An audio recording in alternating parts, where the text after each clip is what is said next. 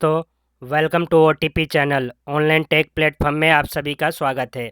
आज हम बात करने वाले हैं कि कंप्यूटर क्या होता है और कंप्यूटर क्या होता है, कंप्यूटर के बेसिक कंसेप्ट क्या होते हैं। साथ ही ये भी जानने वाले हैं कि पूरा एक कंप्यूटर जो है शुरू से आखिरी तक उसको क्या रिक्वायरमेंट होती है, वो क्या क्या काम करता है, उसमें क्या क्या ज़रूरत होती है। तो चलिए दोस्तों, आज की क्लास शुरू करते हैं और सबसे पहले जानेंगे कि कंप्यूटर क्या होता है। तो यहाँ पे जैसे आप देख पा रहे हैं कि व्हाट इज़ कंप्यूटर, कंप्यूटर क्या है। तो आप देख पा रहे हैं पिक्चर में कि ये पूरा एक कंप्लीट जो है सेट कंप्यूटर कहलाता है। अब इस कंप्यूटर में जो सेट है वो अलग अलग इनके पार्ट्स होते हैं। हम नेक्स्ट स्लाइड में देखते हैं कि what is a computer, computer क्या है। तो यहाँ पर जैसे कि डेफिनेशन लिखा है कि a computer is an electronic machine that accept information यानी कि data, process it according to specify instruction and provide the result as new information. कहने का मतलब है, तात्पर्य है, कंप्यूटर जो है एक इलेक्ट्रॉनिक मशीन है जिसका काम होता है डेटा को यानी कि इनपुट के रूप में लेना, आफ्टर दैट उसको प्रोसेस करना और जो भी इंस्ट्रक्शन उसमें मिला है उसको देन उसके बाद जो है यूज़र को रिज़ल्ट के तौर पर एक न्यू इन्फॉर्मेशन को दिखाना, उसी को कंप्यूटर कहा जाता है। अब जैसे कि कंप्यूटर का पिक्चर आप देख पा रहे हैं, किस कंप्यूटर के पार्ट्स को क्या कहते हैं। जैसे सबसे ऊपर वाला पार्ट्स है, इसको मॉनिटर कहा जाता है। इसी तरह ये नीचे वाला जो पार्ट्स है पूरा बड़ा वाला, इसको क्या कहते हैं, सिस्टम यूनिट यानी कि सीपीयू भी कहा जाता है इसको। साथ ही यहाँ पर आप देख पा रहे हैं कि ये एक जो है ब्लैक लाइन से जैसे डॉट शो हो रहा है, इसको फ्लॉपी डिस्क ड्राइव, जो कि आजकल बहुत कम देखने को मिल रही हैं जो सीपीयू के अंदर, लेकिन ये फ्लॉपी डिस्क ड्राइव जहाँ पर हम सीडी लगाते हैं और सी ड्राइव है, सॉरी, ड्राइव कहने का मतलब सीडी लगाने के लिए हमें उसका एक ड्राइवर की भी रिक्वायरमेंट होती है, तो ऑलरेडी ड्राइवर इसमें हमें मिलता है। उसके बाद इसी के नीचे इसका से इस ड्राइवर को लगने के बाद एक सीडी आपको दिख रही है जो बाहर की तरफ निकली थी, मतलब कि निकली हुई है, जहाँ पर सीडी रोम या डीवीडी रोम ड्राइव आप डाल सकते हैं। ठीक है, ये दोस्तों जैसे मैंने बताया ये फ्लॉपी डिस्क ड्राइव है। फ्लॉपी यानी छोटी सी एक फ्लॉपी होती है जिसको कि आगे देखेंगे कि फ्लॉपी क्या होती है। वो फ्लॉपी आती है जो कि 4 एमबी के हुआ करते थे, उसको लगाने के लिए ये ड्राइवर है और ये सीडी ड्राइवर है या डीवीडी ड्राइवर। इसके बाद आपको देखने को मिल रहा है कीबोर्ड, इसको क्या कहते हैं, कीबोर्ड कहते हैं, साथ में माउस। ये सभी चीज़ों को मिलाकर एक कंप्लीट क्या बनता है, कंप्यूटर बनता है। ठीक है दोस्तों, आगे चलते हैं। आगे हमें देखने में फिर से एक बार वही क्वेश्चन हमारे सामने है कि व्हाट इज़ कंप्यूटर। शॉर्ट में जाने कंप्यूटर क्या होता है, तो कंप्यूटर शॉर्ट में होता है इनपुट लेता है, देन प्रोसेस करता है, फिर आउटपुट यानी कि रिजल्ट देता है। शॉर्ट में ये है कंप्यूटर का डेफिनेशन कि एक यूज़र से इनपुट लेना यानी क्वेश्चन लेना, उसके बाद उस पर क्या प्रोसेस लगाना है या क्या उसमें क्वायरी दी गई है उसको प्रोसेस करना, आफ्टर दैट रिजल्ट आउटपुट के रूप में शो करना। और ये इस प्रकार से कंप्यूटर का जो शॉर्ट डेफिनेशन है वो ये है। कंप्यूटर का फुल फॉर्म क्या होता है, तो यहाँ पर लिखा है computer stands for C for common, O for operating, M for machine, P for purposely, used for, U for T for technological, E for educational, R for research. यानी कि एक साथ पढ़ा जाए तो common operating machine purposely used for technological education research के लिए किया जाता है। और साथ में यहाँ पर भी आप देख पा रहे हैं कि मॉनिटर कंप्यूटर के पार्ट्स क्या होते हैं। इस वाले बॉक्स को सीपीयू कहा जाता है, फुल फॉर्म होता है सेंट्रल प्रोसेसिंग यूनिट, जो कि कंप्यूटर ऑफ द ब्रेन भी कहा जाता है। साथ ही इसके बाद आपको एक मॉनिटर दिख रहा है, इस स्क्रीन को मॉनिटर कहा जाता है। छोटा सा माउस है यहाँ पर, ये कीबोर्ड है। ये कंप्लीट सेट एक किसका है, कंप्यूटर का है।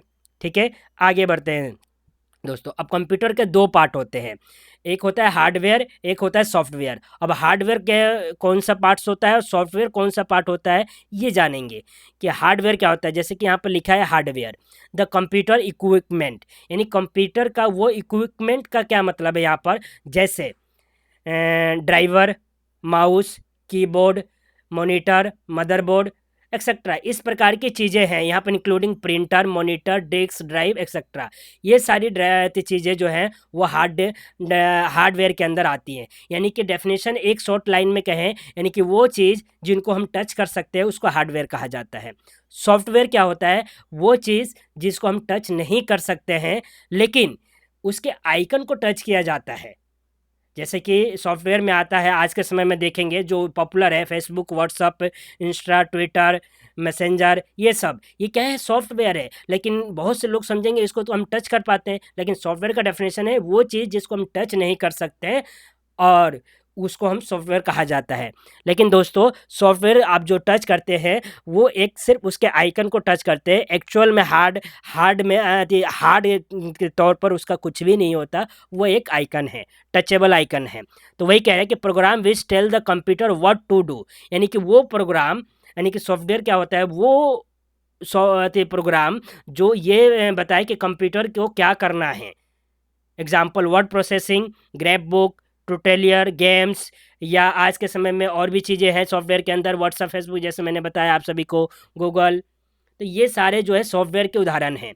तो वही डेफिनेशन सिंपल लिखा है कि ये एक प्रोग्रामिंग होता है। सॉफ्टवेयर क्या होता है, एक प्रोग्रामिंग होता है कंप्यूटर के अंदर, उसको सॉफ्टवेयर कहा जाता है। यानी जिसको टच नहीं कर सकते वो सॉफ्टवेयर है, जिसको टच किया जा सकता है वो हार्डवेयर है। ठीक है दोस्तों, नेक्स्ट आगे बढ़ते हैं कि हार्डवेयर अब डिटेल में जानेंगे क्या होता है। अब यहाँ पर हार्डवेयर हमने जाना कि हार्डवेयर क्या होता है। अब आता है कि history of the computer. Computer की हिस्ट्री क्या है, थोड़ा सा ये भी जान लेते हैं कि कंप्यूटर जो है कैसे अस्तित्व में आया, और किस तरीके से कंप्यूटर का इंट्रोडक्शन हमारे सामने लोगों ने और महान व्यक्तियों ने जो है, या इन्वेंशन करने वाले लोगों ने कि हमारे सामने प्रस्तुत किया। सबसे पहला कि चार्ल्स बेबेज जो साइंटिस्ट थे, जो इनको फादर ऑफ द कंप्यूटर कहा जाता है, इन्होंने 1800s पैनल एनालिटिक इंजन नाम के कंप्यूटर को बनाया था।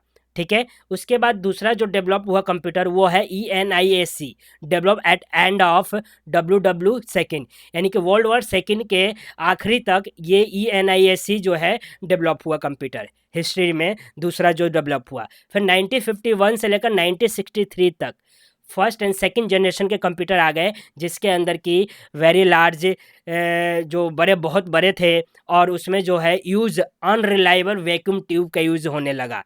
यानी अनरिलायबल मतलब कि वो रिलायबल नहीं था, क्योंकि वैक्यूम ट्यूब जो थे बड़े बड़े थे, तो उनका यूज़ होने वाला लगा। तो याद रखना है कि फर्स्ट और सेकंड जनरेशन कौन सी थी, 1951 से लेकर 1963 तक। फिर 1963 के बाद जो और अभी प्रेजेंट तक थर्ड और फोर्थ जनरेशन आ गई, और इसमें क्या हुआ, कंप्यूटर जो है स्मॉलर हो गए, फास्टर हो गए पहले के कंपेयर में, यानी कि तेज चलने वाले हो गए। और इसमें क्या यूज़ होने लगा transistor and integrated circuit use होने लगा। आज जो है VIC यूज़ होने लग गया है, VLIC होने, यानी वेरी लार्ज इंटीग्रेटेड सर्किट का यूज़ होने लग गया है, यानी कि फिफ्थ जनरेशन कंप्यूटर का चल रहा है इस टाइम। ठीक है दोस्तों, नेक्स्ट आगे बढ़ते हैं।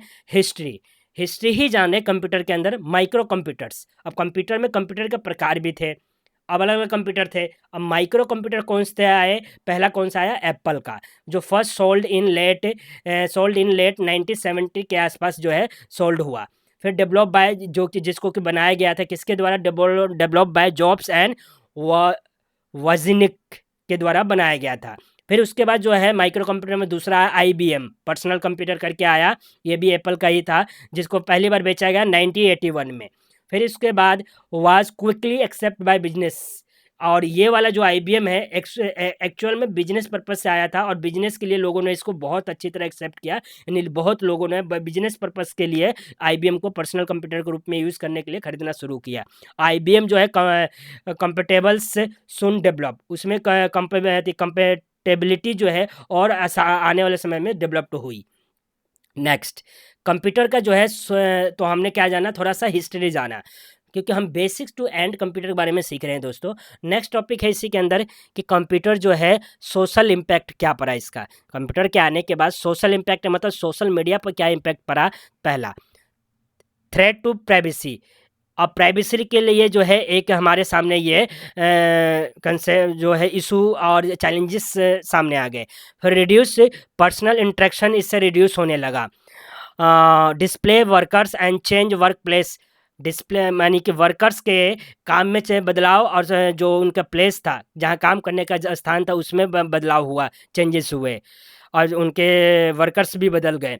क्रिएट ट्वाइस टायर्ड सोसाइटी, यानी कि इसमें क्या हो गया, अब दो तरह के सोसाइटी क्रिएट हो गई। Computer failure cause great damage. Computer जब फेल होते थे तो दो जो ट्रायड सोसाइटी के अंदर जो टू ट्राइड ट्राइड जो सोसाइटी मतलब क्रिएट हुआ, वो दो क्या थे, कंप्यूटर का फेलियर होना, जैसे ही फेल होता था तो बहुत बड़ा डैमेज था, क्योंकि फेल होने के मतलब कि ना चलने की वजह से हम लॉस होने लगा और उसको ठीक करने में टाइम लगता था।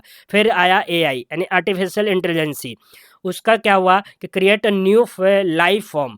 ये आज जब आ गया सोशल इम्पैक्ट के अंदर, इसने हमारे लाइफ पे एक नया ही जो है फॉर्म का मतलब हुआ पत्र के रूप में एकदम बिल्कुल यानी कि इम्पैक्ट डाला। फिर आया उसके बाद मशीन से smarter than they are creators, machine जो है स्मार्टर हो गए, जो क्रिएटर यानी कि डिस्प्ले वर्कर पहले जो थे, जो क्रिएटर्स दो तरह के सोसाइटी के अंदर, उनसे ज़्यादा मशीन जो है स्मार्टर हो गई। फिर आया टाइप ऑफ कंप्यूटर्स, जिसके अंदर पहला आता है पर्सनल कंप्यूटर।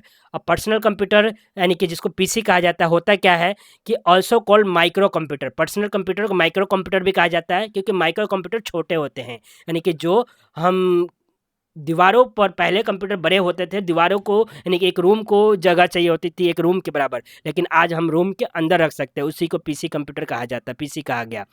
और अवेलेबल है इन द डेस्कटॉप साइज़, वही बता रहा है कि जो पर्सनल कंप्यूटर है डेस्कटॉप साइज़ में भी अवेलेबल है, नोटबुक साइज़ में भी है, और हैंड हेल्ड भी है, यानी कि हाथ में पकड़ने वाले भी है।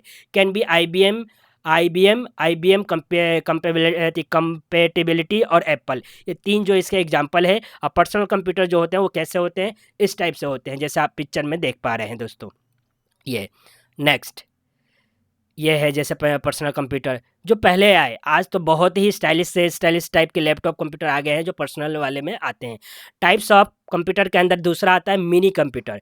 मिनी कंप्यूटर क्या हुआ, ये और छोटे हो गए माइक्रो कंप्यूटर कंपेयर में। ये क्या हुआ, size of the filling cabinet के, एक कैबिनेट में इसका साइज़ आ गया। उसके बाद use by small and medium size में ये आने लग गए कंपनीज एंड इंस्टीट्यूशंस के लिए। उसके बाद ऑपरेटेड बाय कंप्यूटर स्पेशलिस्ट, यानी कि ये जो है कंप्यूटर स्पेशलिस्ट के द्वारा ऑपरेट होने लगे।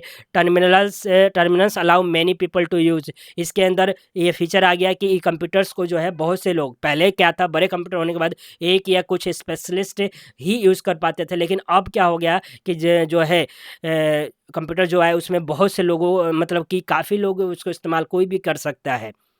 ठीक है, जब मैं ये मिनी कंप्यूटर आया, इसमें मतलब इसने बहुत से लोगों को इस्तेमाल करने के मतलब कि यूज़ करने के लिए यूजेबल बना दिया।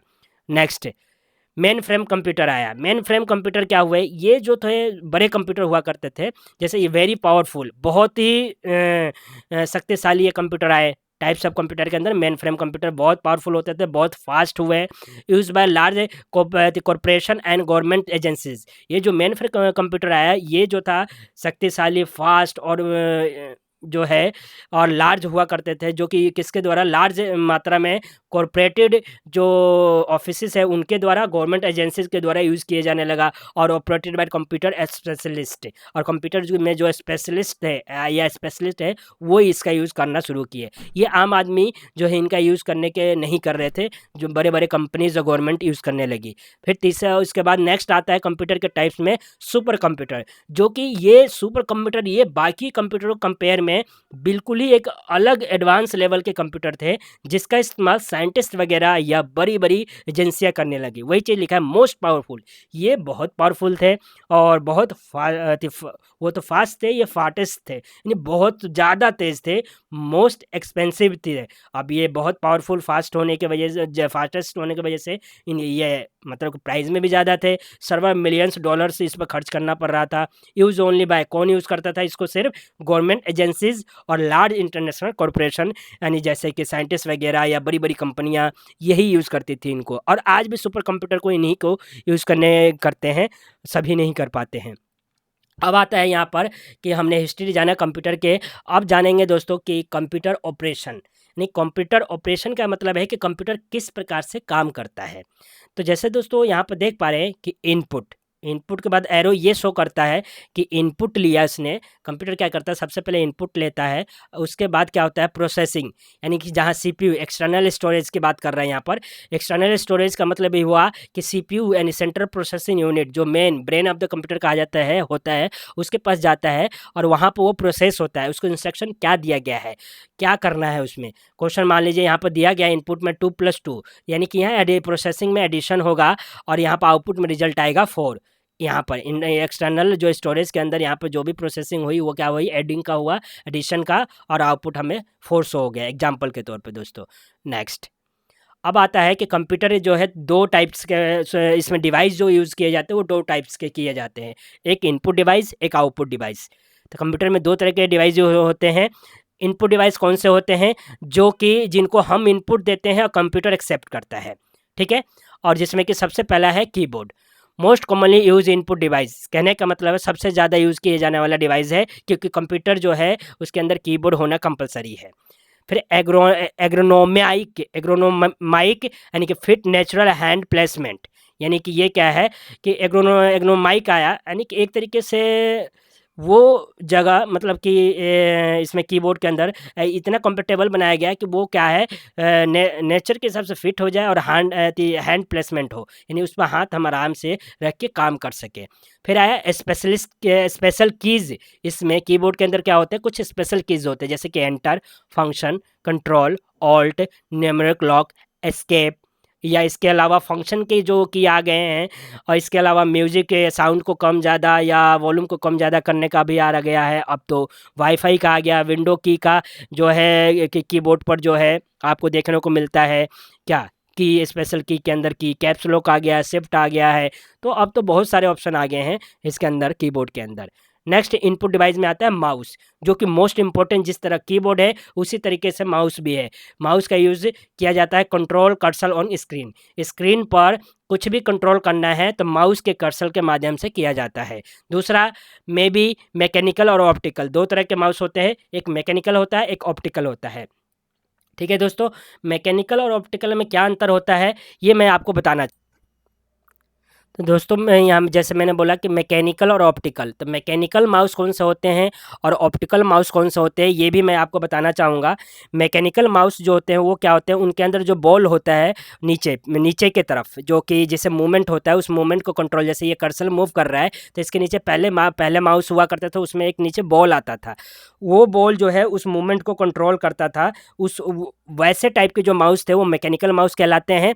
और ऑप्टिकल माउस वो माउस होते हैं जो आजकल के माउस हैं जिसमें लाइट होती हैं, और लाइट से ही मूवमेंट का कंट्रोल होता है। हम जब टेबल या किसी माउस पैड पर जब मूव करते हैं और हमारा कर्सर मूव होता है, वो कंट्रोल होता है, वो ऑप्टिकल माउस में लाइट के माध्यम से होता है। मैकेनिकल माउस में रबर पहले आया करता था, उसके जगह वो रबर के माध्यम से कंट्रोल होता था, जैसे कि आपने देखा होगा उसमें भी होता था मोटोरोला के नहीं, तो दोस्तों जैसे मैंने बताया मैकेनिकल में जो एक रबर बॉल के माध्यम से कंट्रोल होता था, ऐसे ही आपने वो ब्लैकबेरी का फ़ोन देखे होंगे, उसमें भी मिलता था आपको मूव करने के लिए जो एक बॉल उसमें मतलब कि रहता था जिसके द्वारा कर्सर मूव करते थे। Most model have a well for scrolling, और ज़्यादातर जो मॉडल पहले थे वो मूव करने के लिए किसको, वो वेल का ही most model have a well for scrolling, लेकिन ये वो उसके लिए नहीं है, मूविंग के लिए नहीं है। ये जो आजकल माउस के अंदर आप देखते हैं कि ऊपर नीचे ये करने के लिए हमें एक बीच में जो है स्क्रॉलिंग बॉल की तरह जो है वेल दिया होता है, वो आज भी उसी मॉडल के रूप में ही है, वेल के रूप में ही है, और जिसके माध्यम से हम ये ऊपर नीचे स्लाइड कर पाते हैं। या मैकेनिकल जैसे मैंने अभी मूव किया तो यहाँ ये माउस जो है इस प्रकार का होता है, आप देख पा रहे हैं माउस कैसा होता है। यहाँ पर जो बॉल की तरह आता है उसको जो है वेल कहते हैं, जिसके माध्यम से आप स्क्रॉलिंग अप डाउन कर पाते हैं। और ये जो है ये माउस, इसके नीचे जो लाइट होती है, लाइट वाले को ऑप्टिकल माउस कहा जाता है। मैकेनिकल माउस जिसमें रबर हुआ करता था उसको कहते हैं, ठीक है दोस्तों।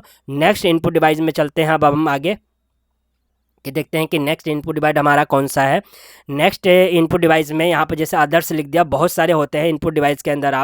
हमने कीबोर्ड माउस के बारे में डिस्कस किया, इस पर और भी जो है इनपुट डिवाइस है, जैसे यहाँ पर दिखा रहा है पॉइंटर यानी कि रिप्लेस माउस ऑन नोटपैड। आज क्या हुआ कि माउस को रिप्लेस करके नोटपैड आ गया। नोटपैड आ गया जिसमें हम इनपुट के तौर पर यूज़ करते हैं। नोटपैड जो छोटा सा आप देख पा रहे हैं कि मोबाइल के बाद थोड़ा सा इसमें ग्रेटर देन होता है और नोटपैड हो जाए, जिसमें हम एक पेंसिल की तरह मिलता है, बाहर से टच करके लिखते हैं। तो मतलब हम क्या कर रहे हैं, इनपुट कर रहे हैं। तो वही कह रहे हैं पॉइंटर के तौर पे। ट्रैक पॉइंट या ट्रैक बॉल, टच पैड, ये जो पॉइंटर के अंदर आते हैं ये इसके एग्जाम्पल है। स्कैनर हो गया इनपुट डिवाइस का, डिजिटल कैमरा हो गया इनपुट डिवाइस का, टच स्क्रीन हो गया इनपुट डिवाइस का। आजकल टच स्क्रीन, वॉइस कमांड, आज वॉइस से कंट्रोल किया जा रहा है बहुत से चीज़ों को, वो भी इनपुट डिवाइस के अंदर आता है। ठीक है दोस्तों, इस प्रकार से और भी चीज़ें हैं, बहुत सी चीज़ें जो इनपुट डिवाइस के अंदर आती हैं। अब नेक्स्ट जानते हैं कि आउटपुट डिवाइस क्या होते हैं। आउटपुट डिवाइस वो डिवाइस होते हैं कंप्यूटर के जिनके माध्यम से हम कुछ हमें सुनने को मिलता है या देखने को मिलता है उनको, या वो हमें कुछ जैसे कि हम दिख रहा है वो आउटपुट के तौर पर हमें देते हैं। यानी हम उसको हार्डली या सुन लेते हैं या ले लेते हैं, वो आउटपुट डिवाइस होते हैं। जैसे कि यहाँ पर मॉनिटर पर हम कुछ देखते हैं तो यानी वो क्या कर रहा है, हमें आउटपुट दे रहा है। प्रिंटर क्या करता है, हम मॉनिटर पर कमांड देते हैं किसी चीज़ का, तो प्रिंटर क्या करता है, आउटपुट देता है, यानी प्रिंट करके हमें देता है उस चीज़ को, यानी वो आउटपुट डिवाइस हुआ। डिस्क ड्राइव क्या हुआ, डिस्क ड्राइव एक तरीके से आउटपुट डिवाइस है। क्यों, क्योंकि can also be input device, और ये इनपुट डिवाइस भी है, आउटपुट भी है और इनपुट भी है। इनपुट कैसे है कि डिस्क ड्राइव के अंदर हम क्या करेंगे, हम उसके अंदर CD DVD डालेंगे, ठीक है, या फ्लॉपी डिस्क डालेंगे। तो तब उस केस जब ये काम कर रहे हैं तो वो क्या हुआ, इनपुट डिवाइस बन गया। लेकिन जब उसने उस डीवी को रन करके, डीवीडी या सीडी या फ्लॉपी डिस्क को रन करके दिखाया हमें, तो वो आउटपुट दे दिया। तो ये दोनों में काउंट किया जाता है। कभी कभी क्वेश्चन ऐसे आ सकता है कि डिस्क ड्राइव जो है इनपुट है या आउटपुट, तो आपको ध्यान रखना है दोस्तों कि दोनों ही है। मॉडम क्या है, कैन ऑल्सो भी इनपुट डिवाइस। मॉडम भी जो है इनपुट भी है और आउटपुट डिवाइस है। कैसे, मैं बताता हूँ दोस्तों। मॉडम जो है, जैसे आज हम नेट कनेक्टिविटी के लिए मॉडम यूज़ कर रहे हैं, तो मॉडम में क्या हुआ, पहले तो मॉडम में हम नेट कनेक्टिविटी आई और RJ45 केबल को उसमें लगाया हमने, तो वो इनपुट हो गया।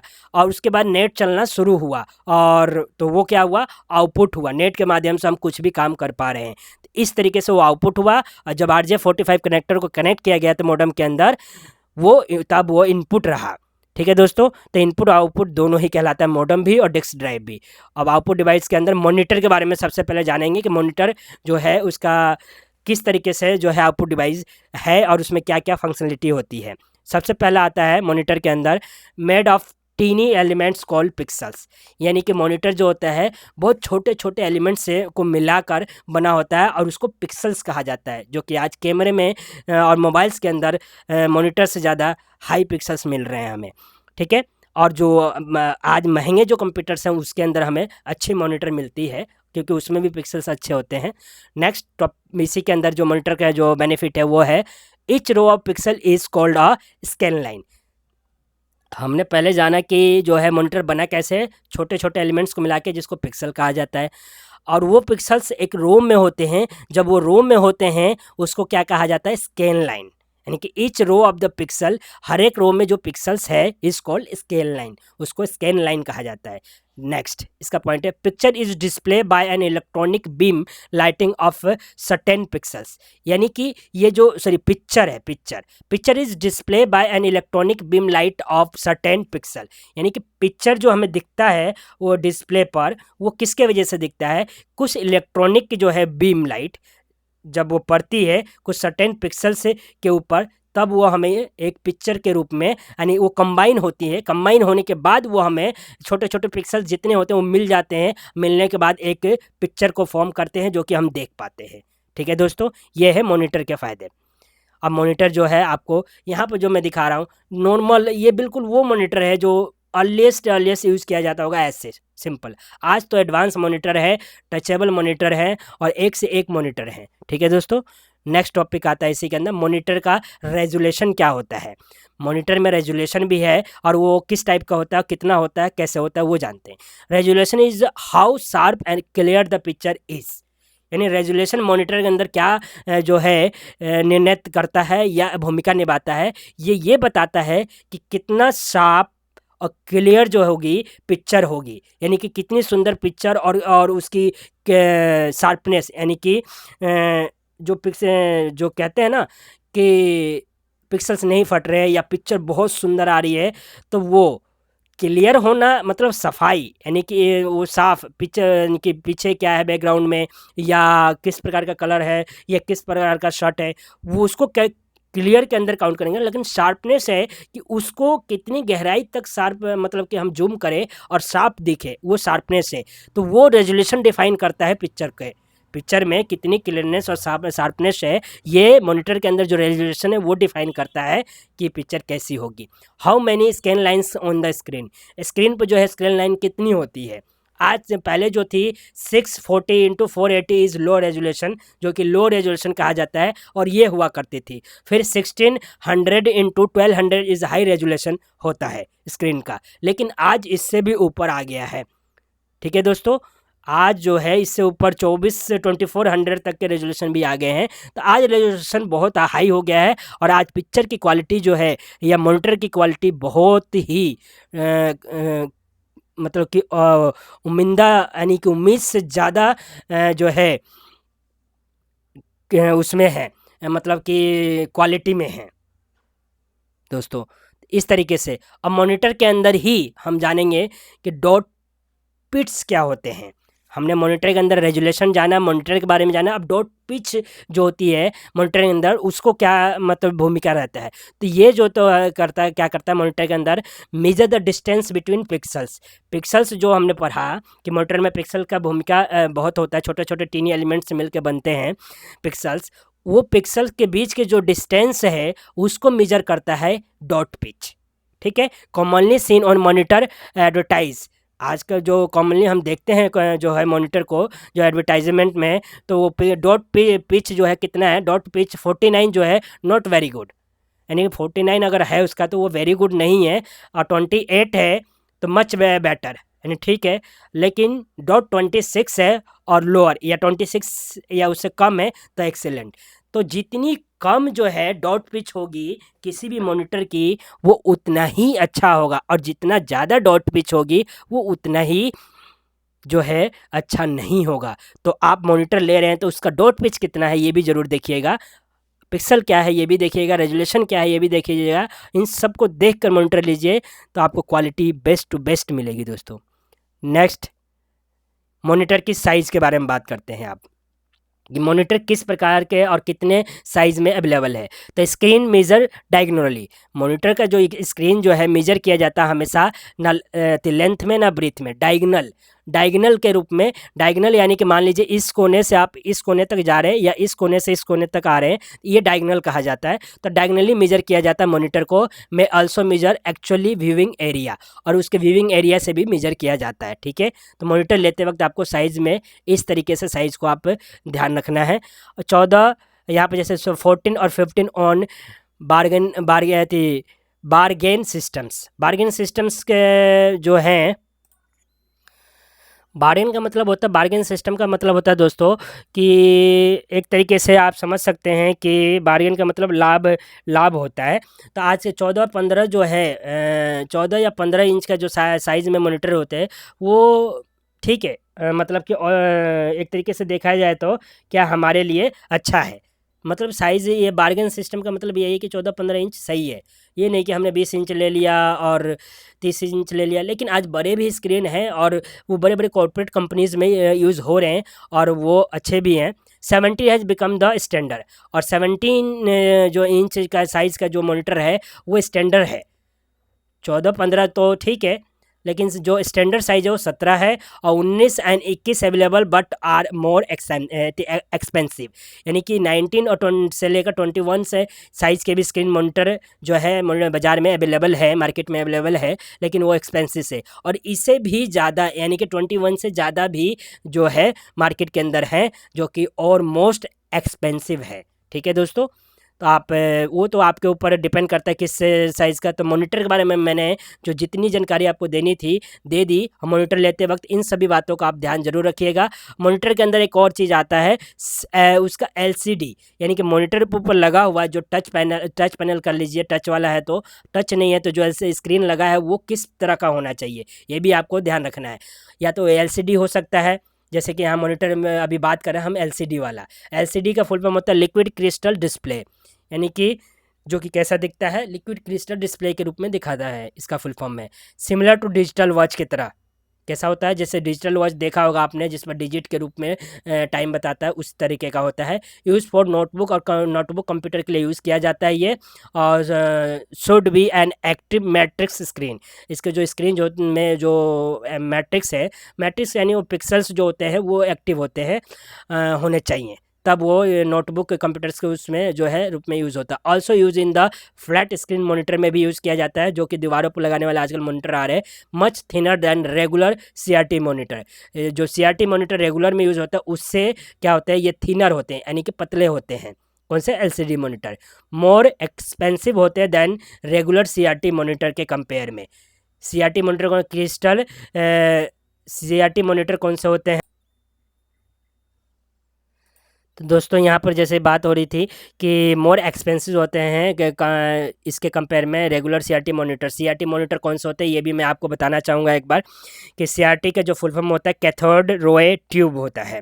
कैथोड रोए ट्यूब मॉनिटर कहलाता है। इसमें क्या होता है दोस्तों कि ये इसमें एक वैक्यूम ट्यूब होता है जो कि इमेज को प्रोड्यूस करता है, कहाँ पर, एक इलेक्ट्रॉनिक बीम स्ट्राइक कर जिसको कि स्ट्राइक करके करता है, जिसको कि फॉस्फेरेसेंट सरफेस पर के ऊपर। यानी कि सीआरटी मॉनिटर जो है वैक्यूम ट्यूब के माध्यम से जो इमेज को प्रोड्यूस करता है, किस पर, ये फॉस्फोरसेंट सरफेस पर करता है। और क्योंकि उससे जो निकलने वाली इलेक्ट्रिक बीम जो होती है वो उसके ऊपर स्ट्राइक करती है, फिर इमेज जो है क्रिएट होता है। ये होता है सीआरटी मॉनिटर। ठीक है दोस्तों, एलसीडी मॉनिटर देखा हमने। और मॉनिटर के अंदर वीडियो कार्ड भी लगता है। अब वीडियो कार्ड के बारे में जानते हैं कैसा होना चाहिए दोस्तों। तो मॉनिटर के अंदर इसके मॉनिटर के बारे में स्पेशली हमने जान लिया कि मॉनिटर क्या होता है, रेजोल्यूशन कैसा होना चाहिए, साइज़ क्या होनी चाहिए, उसमें क्या क्या फंक्शन होने चाहिए, कैसे होने चाहिए सर, तो वो सब जाना। अब इसके में वीडियो कार्ड जो है, मॉनिटर के अंदर वीडियो कार्ड का क्या रोल है वो देखते हैं। तो processing into processes info to send to monitor. यानी जो वीडियो कार्ड होता है मॉनिटर के अंदर, उसका काम होता है प्रोसेस करना इन्फॉर्मेशन को एंड सेंड करना मॉनिटर को। ठीक है, मॉनिटर को भेजता है तो मॉनिटर हमें दिखाएगा। अमाउंट ऑफ वीडियो मेमोरी में speed of graphic intensive program. यानी कि जो वीडियो मेमोरी है वो क्या है, कितनी होनी चाहिए, क्योंकि उसके स्पीड पर वो अपना जो है क्या करती है, स्पीड के पर्पज़ से यूज़ किया जाता है। जैसे 32 मैक्स जनरली जनरल पर्पज़ के लिए यूज़ किया जाता है 32 मैक्स। 128 और more than max graphic intensive use किया जाता है। आज तो इससे ज़्यादा यूज़ किए जाते हैं दोस्तों, आज तो बहुत एडवांस चल रहा है। फिर जैसे कि AGP port can speed of graphics. AGP port भी जो है ग्राफिक्स के, जो ग्राफिक्स वीडियो कार्ड ग्राफिक्स ही है उसके स्पीड को स्पीड अप करने में काम आता है। 3D accelerator card improve graphics को इम्प्रूव करने के लिए 3D एक्सीलेटर कार्ड भी है। फिर मॉनिटर बाइंग करने जा रहे हैं तो यहाँ पर कुछ मैं हिंट देना चाहूँगा दोस्तों कि आप आज के समय में 17 या से ज़्यादा का मॉनिटर जो है लार्जर ही लीजिए, ताकि क्योंकि आज जो है छोटे 14-15 इंच का जो है वो नहीं रहा, क्योंकि एक्सपेंसिव है। लेकिन आज जो है व्यक्ति जो है सक्षम है कि 17 इंच या उससे मोर देन ले सकता है। और पिक्सल में आप अगर लेते हैं डॉट पिच में, तो आपको ध्यान रखिएगा जितना कम डॉट पिच होगा उतना बेटर होगा। तो .28 डॉट पिच और बेटर, या उससे ज़्यादा बेटर लीजिए 26 या 24, इस तरीके से डॉट पिच, यानी कि ज़्यादा से ज़्यादा आप 28 या उससे नीचे ही लीजिए। जितना डॉट पिच अच्छा रहेगा, कम रहेगा, उतना अच्छा क्वालिटी रहेगी। 32 और more max of memory on video card में जो है मेमोरी कितनी मैक्स की होनी चाहिए, 32 या उससे ज़्यादा की होनी चाहिए आपके मॉनिटर की क्वालिटी को अच्छा रखने के लिए। ठीक है दोस्तों, अब आते हैं प्रिंटर के बारे में जानते हैं। हमने पूरा मॉनिटर के बारे में जाना, कंप्यूटर के जो मॉनिटर जो इंपॉर्टेंट बेसिक में हमने जाना था कि मॉनिटर भी हमारे लिए ज़रूरी है, तो मॉनिटर के बारे में जाना। अब मॉनिटर के बाद प्रिंटर भी हमें जो है चाहिए होता है। प्रिंटर किसके अंदर आता है, मैंने बताया है आप लोगों को, तो कमेंट कीजिएगा कि प्रिंटर इनपुट डिवाइस है या आउटपुट डिवाइस है। अब हम बात करते हैं प्रिंटर के टाइप्स के बारे में। प्रिंटर बेसिकली यूज़ किया जाता है किसी भी चीज़ को प्रिंट आउट करने के लिए। ठीक है, अब 3 तरह का प्रिंटर होता है, laser printer, ink jet printer और डॉट मैट्रिक्स प्रिंटर। अब ये तीनों प्रिंटर के बारे में जानेंगे। जैसे कि यहाँ पर एक प्रिंटर देख रहे हैं कि ये प्रिंटर है, ये कौन सा प्रिंटर है आप देख के बता सकते हैं। वैसे मैं आप लोगों को बता दूं, ये जैसे कि आप देख रहे हैं इधर साइड में एक जो है होल है, इसके छेद हैं इनके, ये तो ये इससे ही पता चलता है ये जो है लेज़र भी नहीं है, इंकजेट भी नहीं है, ये डॉट मैट्रिक्स प्रिंटर है। सॉरी, इंकजेट प्रिंटर है, इंकजेट है, ये डॉट मैट्रिक्स नहीं है दोस्तों। नेक्स्ट आते हैं कि प्रिंटर के अंदर पहला प्रिंटर लेज़र। लेज़र प्रिंटर क्या होता है? तो work similar to a copy machine, यानी कॉपी मशीन की तरह ये प्रिंटर काम करता है। और colour print available but more expensive, यानी लेजर प्रिंटर में कलर प्रिंटर भी अवेलेबल होता है या कलर प्रिंट करने के लिए भी फंक्शन होता है, लेकिन वो क्या होता है, वो जो है ज़्यादा एक्सपेंसिव होता है। वो वाला प्रिंटर, लेज़र प्रिंटर के अंदर जो कलर लेते हैं वो महंगा होता है। फिर ये क्या होता है, फास्ट होता है, क्वाइट यानी शांत वाला होता है, क्योंकि जो टाइप वाले या ये डॉट वाले जो प्रिंटर है वो आवाज़ करते हैं। तो ये जो है लेज़र प्रिंटर जो होता है वो फास्ट, क्वाइट, शांत, विथ एक्सेलेंट क्वालिटी के साथ आते हैं। मोर एक्सपेंसिव होते हैं टू बाय एंड ऑपरेट, यानी कि ख़रीदना ये थोड़ा महंगा पड़ता है और ऑपरेट करना भी इसको सभी को मतलब आना चाहिए, फंक्शन ज़्यादा होते हैं इसमें। उसके बाद आता है some units scan, photocopy and print. कुछ यूनिट्स इसमें जो है कर स्कैन भी किया जाता है, फोटोकॉपी भी कर सकते हैं, प्रिंट भी कर सकते हैं। कुछ ऐसे यूनिट आते हैं, यूनिट का मतलब यहाँ पे ये है कि इसके जो मॉडल आते हैं जिसमें आपको ये सब भी मिलता है आपको फैसिलिटी। फिर आता है इंकजेट प्रिंटर। इंकजेट प्रिंटर कौन सा होता है? तो squirt smaller jet of ink on to paper to for form characters, यानी कि वो प्रिंटर, यहाँ पर सिंपल सी बात कह रहा है कि squirt small jet of ink on to paper to small form character, यानी कि पेपर के ऊपर करेक्टर को फॉर्म करने के लिए इंक का इस्तेमाल किया जाता हो जिस प्रिंटर के अंदर, वो जो होता है इंकजेट प्रिंटर कहलाता है। फिर रिप्लेस डॉट मैट्रिक्स प्रिंटर, इसने क्या किया, डॉट मैट्रिक्स प्रिंटर को रिप्लेस कर दिया और ये क्वाइट होता है compare to dot matrix, does good job on colour. Colour पर भी ये बहुत अच्छा जो है क्वालिटी देता है, और जॉब का मतलब वही है कि जो प्रिंट देता है वो बहुत सुंदर और अच्छा देता है। गुड क्वालिटी एंड रिलायबल होता है, क्वालिटी में भी अच्छा होता है और ये यूज़ करने में भी हमारे लिए रिलायबल है। ठीक है, नेक्स्ट आता है डॉट मैट्रिक्स प्रिंटर। ये डॉट मैट्रिक्स प्रिंटर कौन सा होता है? Strike pin against ribbon to print, यानी जैसे कि आप आज भी इस प्रिंटर को देख सकते हैं, मैंने देखा है, पोस्ट ऑफिस में देखा है, रेलवे स्टेशन पर जो टिकट आपको मिलता है काउंटर से, वहाँ पर ये इसी प्रिंटर का इस्तेमाल होता है। डॉट मैट्रिक्स प्रिंटर का इस्तेमाल आज भी होता है, क्योंकि ये strike pin again ribbon to print, यानी कि प्रिंट करने के लिए रिबन के ऊपर जो है स्ट्राइक करता रहता है। जो भी हम करेक्टर टाइप करते हैं वो करेक्टर को उस रिबन पर स्ट्राइक करता है, इसमें जो स्ट्राइकर होता है, और उसके बाद वो प्रिंट होता है। तो वो डॉट मैट्रिक्स प्रिंटर जो है करता है। ये जो है जो बहुत पुराना प्रिंटर है और ये आज बहुत कम यूज़ हो रहा है, बहुत कुछ जगहों या प्लेस पे ही यूज़ किया जाता है। ये कम्स इनटू 9 and 24 पिंस के आते हैं। ये वंस वेरी पॉपुलर, एक टाइम जो था ये बहुत पॉपुलर था क्योंकि और कोई प्रिंटर था नहीं, लेकिन आज के समय में इसका जो पॉपुलरिटी है बहुत कम हो गई है। Now replace by the inkjet and laser printer से आज ये रिप्लेस हो गया है, इसलिए इसकी पॉपुलरिटी कम है और ये बहुत खास जगहों पर ही आपको यूज़ में देखने को मिलेगा। एग्जांपल मैं आपको दे दूं, जैसे कि पोस्ट ऑफिस बताया वहाँ पर मिलता है ये, और वहाँ भी बहुत कम ही मिलता है। रेलवे स्टेशन पर मिलता है, टिकट काउंटर पे जो टिकट काटने के लिए। ऐसे ही जहाँ पर भी आपको ये समझिए इंक से मतलब कि वो पेपर यूज़ किए हुए मिले जिस पर लगे कि ये पेन से लिखा गया है या क्योंकि लेज़र वाले अलग ही क्वालिटी होती है और डॉट डॉट डॉट डॉट करके वर्ड बने हैं, तो समझ लीजिए वो जो है किसके द्वारा प्रिंट किया गया है, डॉट मैट्रिक्स प्रिंटर के द्वारा प्रिंट किया गया है। ठीक है दोस्तों, तो 3 प्रिंटर के बारे में हमने जाना, 3 तरह के प्रिंटर के बारे में और उनके खासियतें जानी। अब आगे जानते हैं कि प्रिंटर का जो है स्पीड कैसे जो है मेजर किया जाता है और क्या स्पीड उनकी होती है और कैसे वो मतलब कि कलरिंग में उनकी स्पीड क्या होती है। तो मेज़र इन page per minute sorry, printer का जो है स्पीड जो है मेजर किया जाता है, measure in page per minute, यानी पीपीएम में मेजर किया जाता है। प्रिंटर से जो प्रिंट निकालते हैं तो वो जब भी उसको बनाया जाता है और मेजर किया जाता है वो पीपीएम में किया जाता है, जिसका फुल फॉर्म होता है पेजेस पर मिनट। यानी 1 मिनट में कितने पेज वो कितने से निकालता है उसका वो स्पीड उससे पता चलता है। Laser printers range from 20 to 45 PPM होता है। लेज़र प्रिंटर का जो प्रिंटिंग करने का रेंज है वो 20 से 45 पेजेस पर मिनट होता है।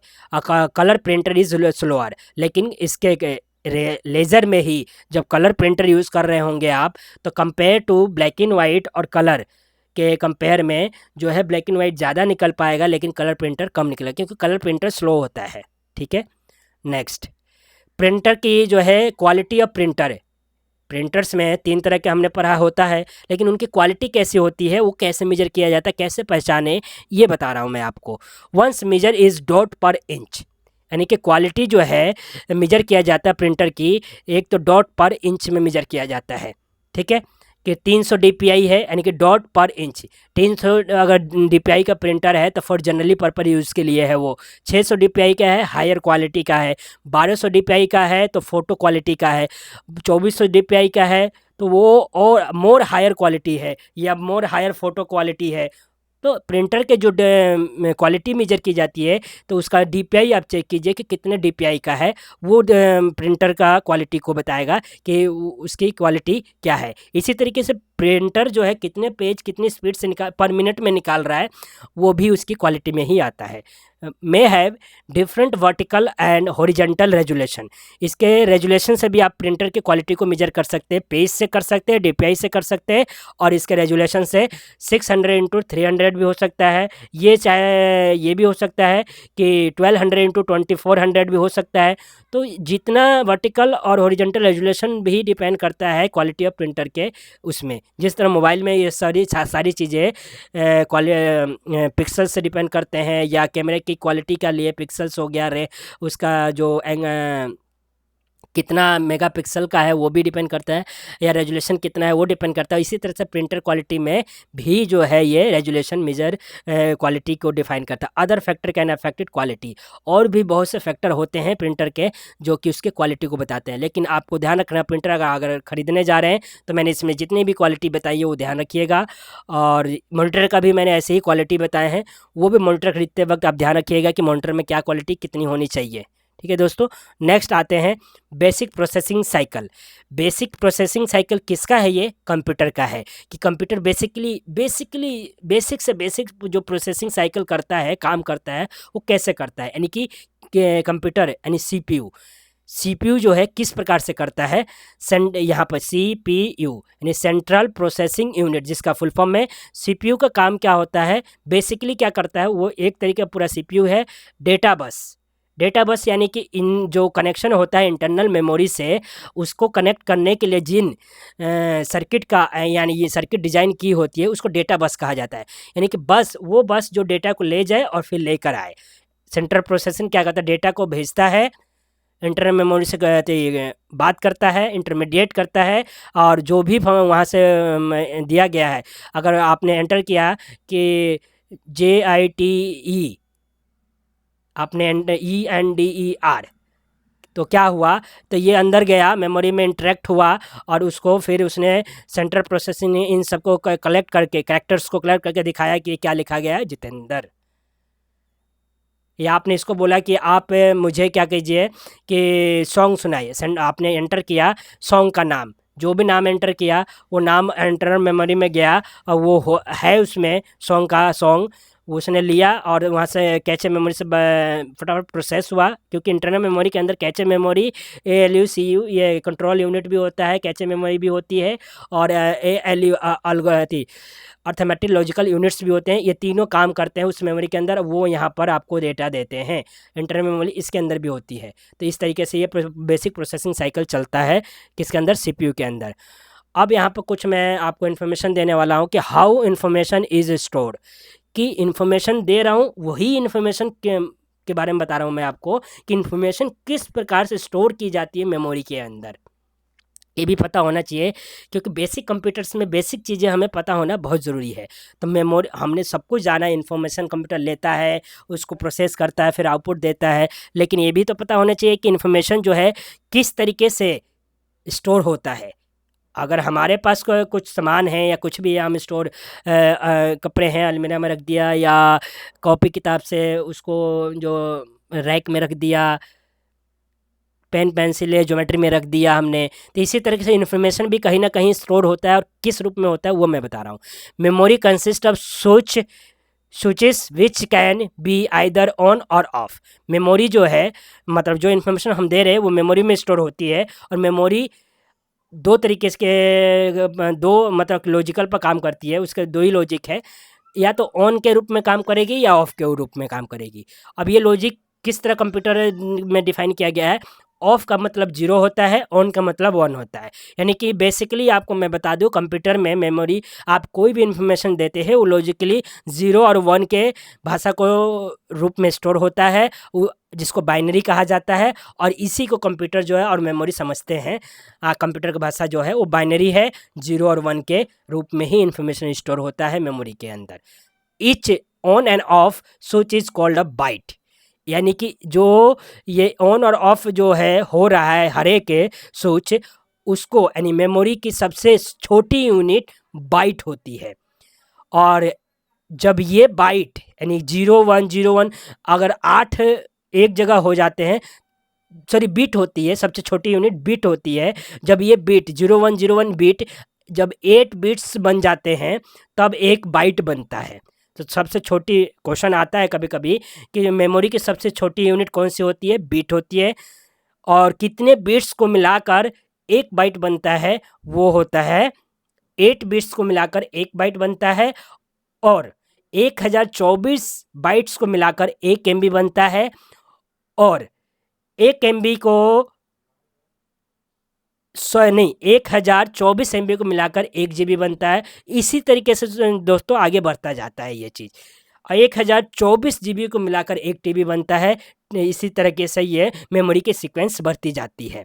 तो आपको मैंने क्या बताया कि मेमोरी सबसे छोटी यूनिट बीट होती है, और 8 बिट्स मिलकर बाइट्स बनाते हैं, फिर MB KB बनता है, सॉरी बीच में मैं बताना भूल गया आपको कि 1024 बाइट्स मिलकर 1 KB बनता है, और 1024 KB मिलकर 1 MB बनता है, और 1024 MB मिलकर 1 GB बनता है, 1024 GB मिलकर 1 TB बनता है। इस तरीके से ये सीक्वेंस चलता है। तो आपको याद रखना है सबसे छोटी मेमोरी की यूनिट जो होती है बीट होती है, और 8 बिट्स इक्वल टू 1 बाइट, और इन्फॉर्मेशन स्टोर हो रहा है 01 में। मेमोरी बारे में बताया, it take 1 byte to store a character. यानी कि एक बाइट जो है, एक बाइट, जिस बाइट कब बना, 8 बिट को मिलाकर एक बाइट बना है, तो वो उसमें एक बाइट में 1 बाइट के अंदर कितने कैरेक्टर स्टोर होता है, एक ही कैरेक्टर स्टोर होता है। और जबकि कितने का एक बाइट होता है, 8 बाइट का होता है, 8 बिट्स का होता है, लेकिन स्टोर होता है 1 बाइट। ठीक है दोस्तों। Characters can be letter. Character जो है वो क्या लेटर भी हो सकता है, स्पेस भी हो सकता है, पंचुएशन भी हो सकता है, एक्सेट्रा कुछ भी हो सकता है। क्वेश्चन मार्क हो सकता है, कोमा हो सकता है, डॉट हो सकता है, कुछ भी हो सकता है। ASCII कोड यूज, यानी कि आपको ये भी पता होना चाहिए कि जो कोड यूज़ किया जाता है किसके अंदर, इसके अंदर कैरेक्टर को स्टोर करने के लिए ASCII कोड का इस्तेमाल होता है। दोस्तों ASCII कोड जो यूज़ मतलब कि कैरेक्टर्स को स्टोर करने के लिए किया जाता है, ये इसका फुल फॉर्म क्या होता है कि American standard code for information interchange. यानी कि हम अगर कंप्यूटर में कोई भी इंफॉर्मेशन कहीं में किसी से एक दूसरे से चेंज करना है या बात करनी है, कम्युनिकेट करना है, तो हम किसके रूप में करते हैं, कैरेक्टर के रूप में करते हैं। कैरेक्टर कुछ भी हो सकता है, या हम कुछ वो करते हैं, बोलते हैं, वो भी हमारा कंप्यूटर जो मशीन लैंग्वेज को समझता है, तो वो बाइनरी लैंग्वेज में, मशीन लैंग्वेज को बाइनरी लैंग्वेज में चेंज करता है, यानी 01 में करके, तभी हमें ये सारी प्रोसेस बहुत फास्ट होती है। तो इसको किसने डिफाइन किया है, एक इसके लिए जो है मतलब कि सभी जगह एक जैसा हो, बात करने का कंप्यूटर का सिस्टम और लॉजिक एक ही हो, लैंग्वेज कुछ भी हो सकता है, तो उसको डिफाइन करने के लिए एक जो है ये स्टैंडर्ड बनाया गया है, जिसको कहते हैं American standard code for information interchange, जिसका यूज़ किया जाता है सभी कंप्यूटर, लैपटॉप, मॉनिटर, यहाँ तक कि मोबाइल वगैरह सब में, कि इस वाले कोड स्टैंडर्ड पे ही सारे चीज़ें जो है काम करेंगे और सभी बात करेंगे, लैंग्वेज चाहे कुछ भी हो। ठीक है दोस्तों, अब आगे बढ़ते हैं इसी के अंदर। आगे देखते हैं कि अदर मेमोरी टर्म्स, यानी कि मेमोरी के टर्म्स जो कि मैंने पहले ही आपको डिफाइन कर दिया है, और यहाँ पर वही चीज़ आया है, फिर से मैं बताने जा रहा हूँ कि सबसे छोटी इकाई मेमोरी की जो होती है बिट्स होती है, और एक बाइट्स के अंदर कितना होता है, 8 बिट्स होता है। वही चीज़ मैं बता रहा था कि किलोबाइट्स के भी मैंने बीच में जो स्किप हो गया था, फिर मैंने बताया आपको किलोबाइट्स के भी का मतलब होता है किलोबाइट्स इज अप्रॉक्स कितना होता है 1000 बाइट्स। किलोबाइट्स जो होता है वो कितना 1000 बाइट्स का होता है, अप्रॉक्सीमेट बोल रहा है, लेकिन आज जो है 1024 बाइट्स का है ये। फिर आता है ये जो बाइट्स, मेगाबाइट्स, मेगाबाइट्स मतलब MB is approx 1 million bytes का होता है, यानी कि जो को एमबी में अगर बात करें, एमबी ये कितने का होता है 1 मिलियन बाइट्स, सॉरी ये बाइट्स में बात हो रही है। मैंने आपको जो एक्सप्लेन किया था कि सबसे छोटे इकाई बिट्स, उसके बाद 8 बिट्स इक्वल टू 8 बाइट्स, और 8 बाइट्स के बाद 1024 bytes, sorry 1024 bytes equal to 1 MB कहा था, 1 KB, 1 KB। तो 1000 यहाँ किलो बाइट है, ये कितने के बराबर है 1024 बाइट्स के बराबर है, 24 बिट्स के बराबर है, सॉरी। और किलो बाइट्स यहाँ पर जो है वो एक अप्रॉक्सीमेटली बाइट्स में बात करें तो वो 1000 बाइट्स के बराबर है। एमबी की बात करें अगर बाइट्स में तो 1 मिलियन बाइट्स के बराबर है अप्रॉक्सीमेटली। और जीबी यानी कि गीगा बाइट्स की बात करें अप्रॉक्सीमेटली 1 बिलियन बाइट्स के बराबर है। तो यहाँ पर हम सारी चीज़ें किस फॉर्म में बात कर रहे हैं, बाइट्स के फॉर्म में। जो मैंने बताया वो अलग अलग फॉर्म बताया था, बिट्स टू बाइट्स, मैंने जो बताया था बिट्स से बाइट्स में, बाइट्स से केबी में, केबी से एमबी में, एमबी से जीबी में, जीबी से टीबी में, टीबी से टेराबाइट, मेगाबाइट में, एम ठीक है दोस्तों, इस तरह से। और यहाँ पर हमने बाइट्स के बारे में बात की है, मेमोरी के टर्म्स हमने देखे। अब आते हैं सीपीयू के बारे में। सीपीयू जो है क्या होता है, सेंट्रल प्रोसेसिंग यूनिट, यानी कि ऑल्सो कॉल्ड सीपीयू, जिसको सीपीयू कहा जाता है, प्रोसेसर और माइक्रो प्रोसेसर। इसको सीपीयू जो है सेंट्रल प्रोसेसिंग यूनिट, इसका फुल फॉर्म होता है, शॉर्ट नेम सीपीयू है। इसको प्रोसेसर या माइक्रो प्रोसेसर भी कहा जाता है। इट्स टर्म्स, एक इसका सबसे जो पॉपुलर टर्म है, कभी कभी क्वेश्चन में भी आता है कि what is the brain of the computer, तो सीपीयू होता है। तो सीपीयू को क्या कहा जाता है, ब्रेन ऑफ द कंप्यूटर भी कहा जाता है। Performs all computer operation, computer के जितने भी ऑपरेशन होते हैं, यानी ऑपरेशन का मतलब जितने भी इंस्ट्रक्शन होते हैं या जितने भी उसको इनपुट्स मिलता है या जितना भी क्वेरी मिलता है, उसको करने का काम किसका है, सीपीयू का है। ठीक है दोस्तों, नेक्स्ट आगे बढ़ते हैं। सीपीयू IBM कंपेटेबल्स सीपीयू जो होते हैं, IBM के लिए कंपेटेबल सीपीयू जो थे उनमें क्या खासियत थी, तो many made by company call Intel. जो IBM के सीपीयू ज़्यादातर बने होते हैं वो किसके, इंटेल के द्वारा बनाए जाते हैं, इंटेल कंपनी के द्वारा। ऑल्सो मेड बाय AMD के द्वारा भी मेड बाय। और आज तो AMD के तो प्रोसेसर गेमिंग के लिए भी बहुत सुपर फास्ट हैं और यूज़ किए जा रहे हैं बहुत ही, और जो प्राइस भी है वो हाई है। इसी तरह से पेंटियम क्लासिक प्रोसेसर, सीपीयू हमने जाना कि प्रोसेसर और माइक्रो प्रोसेसर कहलाता है, लेकिन अब सबसे जो पहले प्रोसेसर आया वो था प्रोसेसर। अब देख रहे हैं कि प्रोसेसर आया हमारे लिए मार्केट में, वो पेंटियम क्लासिक प्रोसेसर आए, जिसमें क्या हुआ करता था, needed to run most currently software. ज़्यादातर उसमें करंट सॉफ्टवेयर ही रन करते थे, और वो भी कौन, इंटेल ही बनाती थी, जिसका नाम था सेरोन और पेंटियम 4। इंटेल जब बनाती थी उसका सेरोन और पेंटियम 4 के नाम से जानते थे। और AMD के भी आते हैं प्रोसेसर जो पेंटियम क्लासिक प्रोसेसर थे। उसके बाद सीपीयू क्लॉक स्पीड, ये तो प्रोसेसर हमने बनाया, देखा कौन सी कंपनी बना रही है, और भी अदर कंपनियां आज मार्केट में बना रही हैं जो लेटेस्ट टेक्नोलॉजी के साथ हैं, जिसमें AI भी आज इंक्लूडेड है। अब सीपीयू यानी सेंट्रल प्रोसेसिंग यूनिट में क्लॉक स्पीड बहुत मायने रखता है, क्योंकि ये प्रोसेसिंग को बहुत डिफाइन करता है, काम को तेज़ी से करने में, या जो हम डेटा इनपुट मांग रहे हैं उसका आउटपुट कितनी जल्दी आ रहा है, क्लॉक स्पीड पर डिपेंड करता है। तो सीपीयू में आप क्लॉक स्पीड को भी ध्यान रखिएगा कि क्या होनी चाहिए। तो क्लॉक स्पीड होता क्या है कि नंबर ऑफ साइकिल्स पर सेकेंड कंप्यूटर कैन ऑपरेट, यानी कि एक सेकेंड में कंप्यूटर कितने साइकिल ऑफ काम को कर रहा है उसको क्लॉक स्पीड कहा जाता है।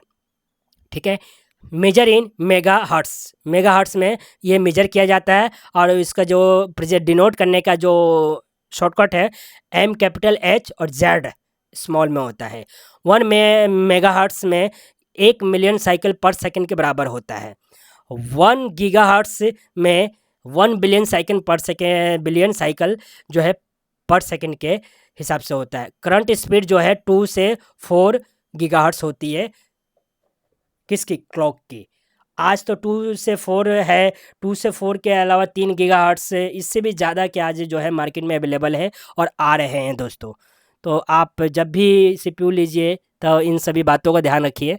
ये इन्फॉर्मेशन यानी आपको नॉलेज के साथ साथ ये इन्फॉर्मेशन भी है कि आप जब लेने जा रहे हैं तो ये सभी बातें ध्यान में रखनी है। मॉनिटर में क्या खासियत होनी चाहिए, कीबोर्ड में क्या खासियत होनी चाहिए, माउस में क्या खासियत होनी चाहिए, सीपीयू में क्या होना चाहिए, इस तरीके से, और क्या क्या होना चाहिए। सीपीयू MISC मिसलेनियस, तो थोड़ा मिसलेनियस में क्या क्या आता है सीपीयू के अंदर।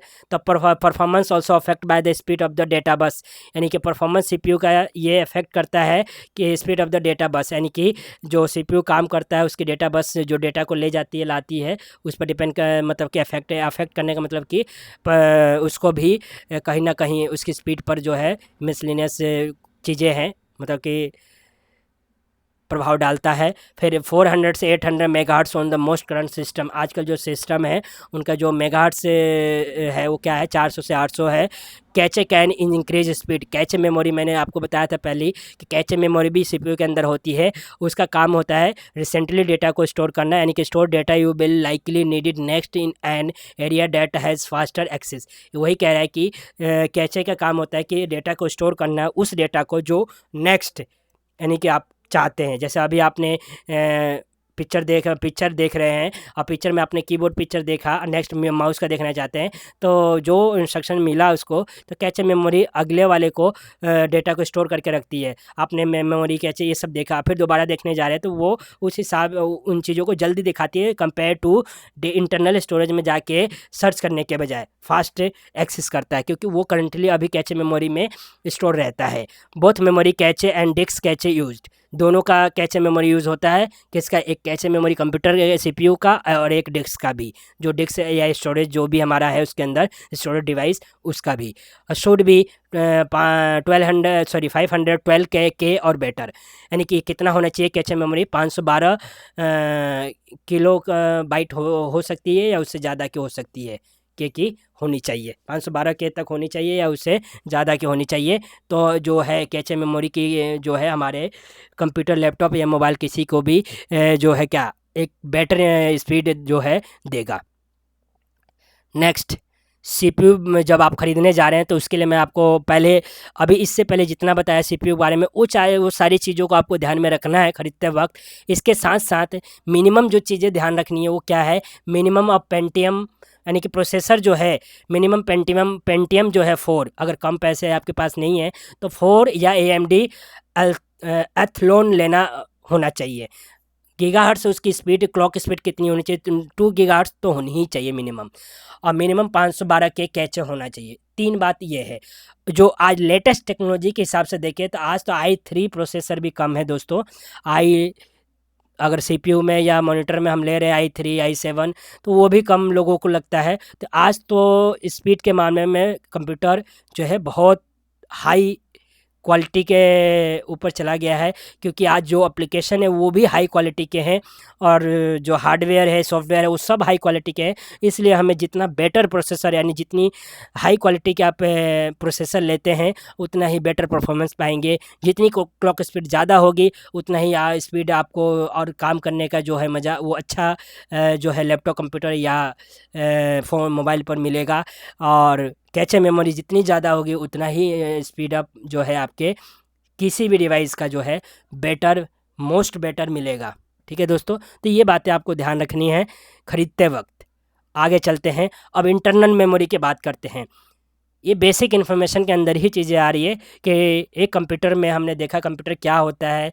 कंप्यूटर में हार्डवेयर, सॉफ्टवेयर होता है, फिर इनपुट आउटपुट जाना हमने, फिर उसके बाद क्या जाना कि इनपुट आउटपुट मॉनिटर के बारे में जाना, मॉनिटर के क्या खासियत होनी चाहिए, कीबोर्ड की क्या खासियत होनी चाहिए, माउस की क्या होनी चाहिए, सीपीयू की क्या होनी चाहिए। अब हम जा रहे हैं इसके इंटरनल जो मेमोरी होती है उसके बारे में।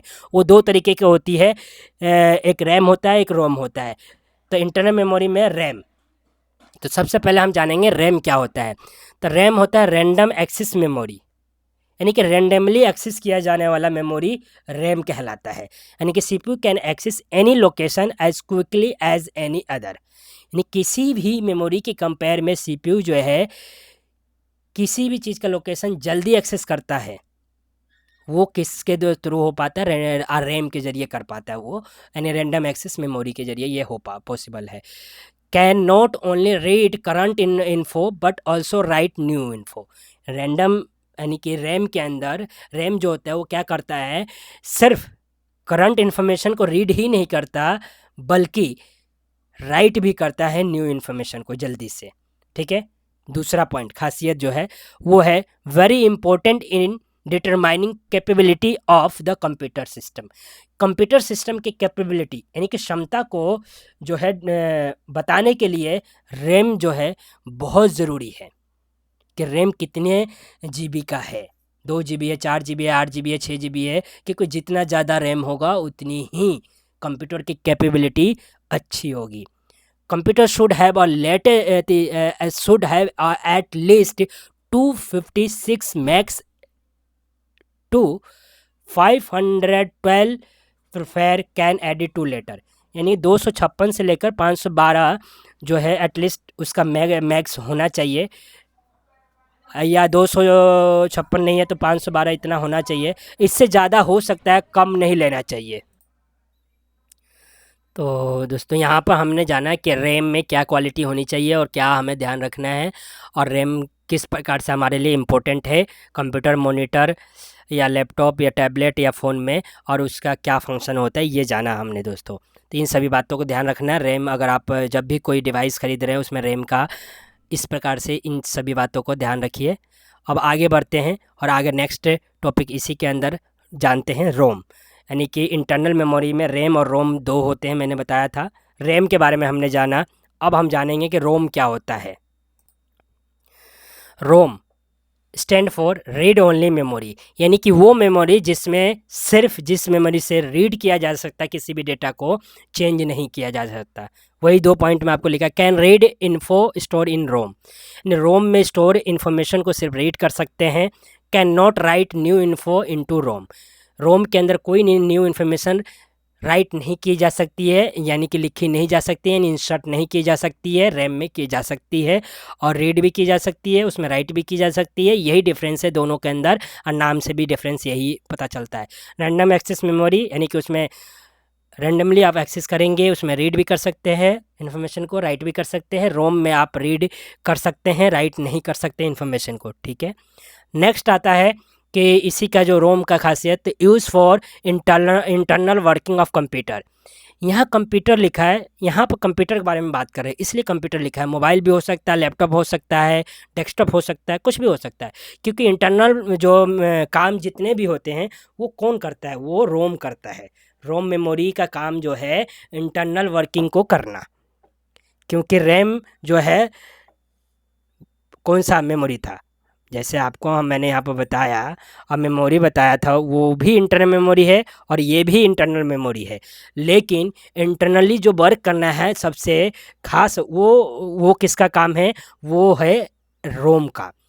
फिर जब रोम आप buyer is not very concern with ROM, जो बायर होता है वो रोम के साथ जो है कंसर्न मतलब कि संतुष्ट नहीं होता है। क्यों नहीं होता है, क्योंकि वो रोम कम होगा तो वो संतुष्ट नहीं होगा, रोम जितना ज़्यादा होगा उतना ज़्यादा संतुष्ट होगा। तो इसलिए आप ख़रीदते वक्त इस बात को ध्यान रखना है कि रोम आप पे कितना ले रहे हैं, क्योंकि वो आपके परफॉर्मेंस, आपके डिवाइस के परफॉर्मेंस पर डिपेंड करेगा। यहाँ पे जैसे एक्सटर्नल मेमोरी के आप दिखा, अब मैं जैसे आपको बताया है ऊपर जितनी भी चीज़ों का, उस चीज़ों का इमेज के माध्यम से आपको एक बार मैं क्विकली समझा देता हूँ और बता देता हूँ। जैसे कि यहाँ पे ये क्या है, डिस्क स्केटल ड्राइव विथ रिमूवल डिस्क स्टेटल्स। तो ये जो है डिस्क ड्राइव है एक तरीके का, जो कि जिसमें फ्लॉपी, जहाँ पर जो शुरू में ही कंप्यूटर के ऊपर मैंने बताया था कि वो फ्लॉपी डिस्क ड्राइव, जहाँ पर इस प्रकार की फ्लॉपी आया करती थी पहले, ये 4 MB की हुआ करती थी, और इसमें इसी में डेटा स्टोर करते थे और इसमें लगाते थे, फिर उसको हम देखते थे। तो ये है फ्लॉपी डिस्क ड्राइव, और फ्लॉपी का जो इमेज है आप देख पा रहे हैं यहाँ पर, इस तरीके से हुआ करता था। आज ये तो बिल्कुल ही रिप्लेस हो गया है, और आजकल लैपटॉप या सिस्टम के अंदर डिस्क जो है ड्राइव की ज़रूरत है ही नहीं। नेक्स्ट है यहाँ पर hard disk drive with a fix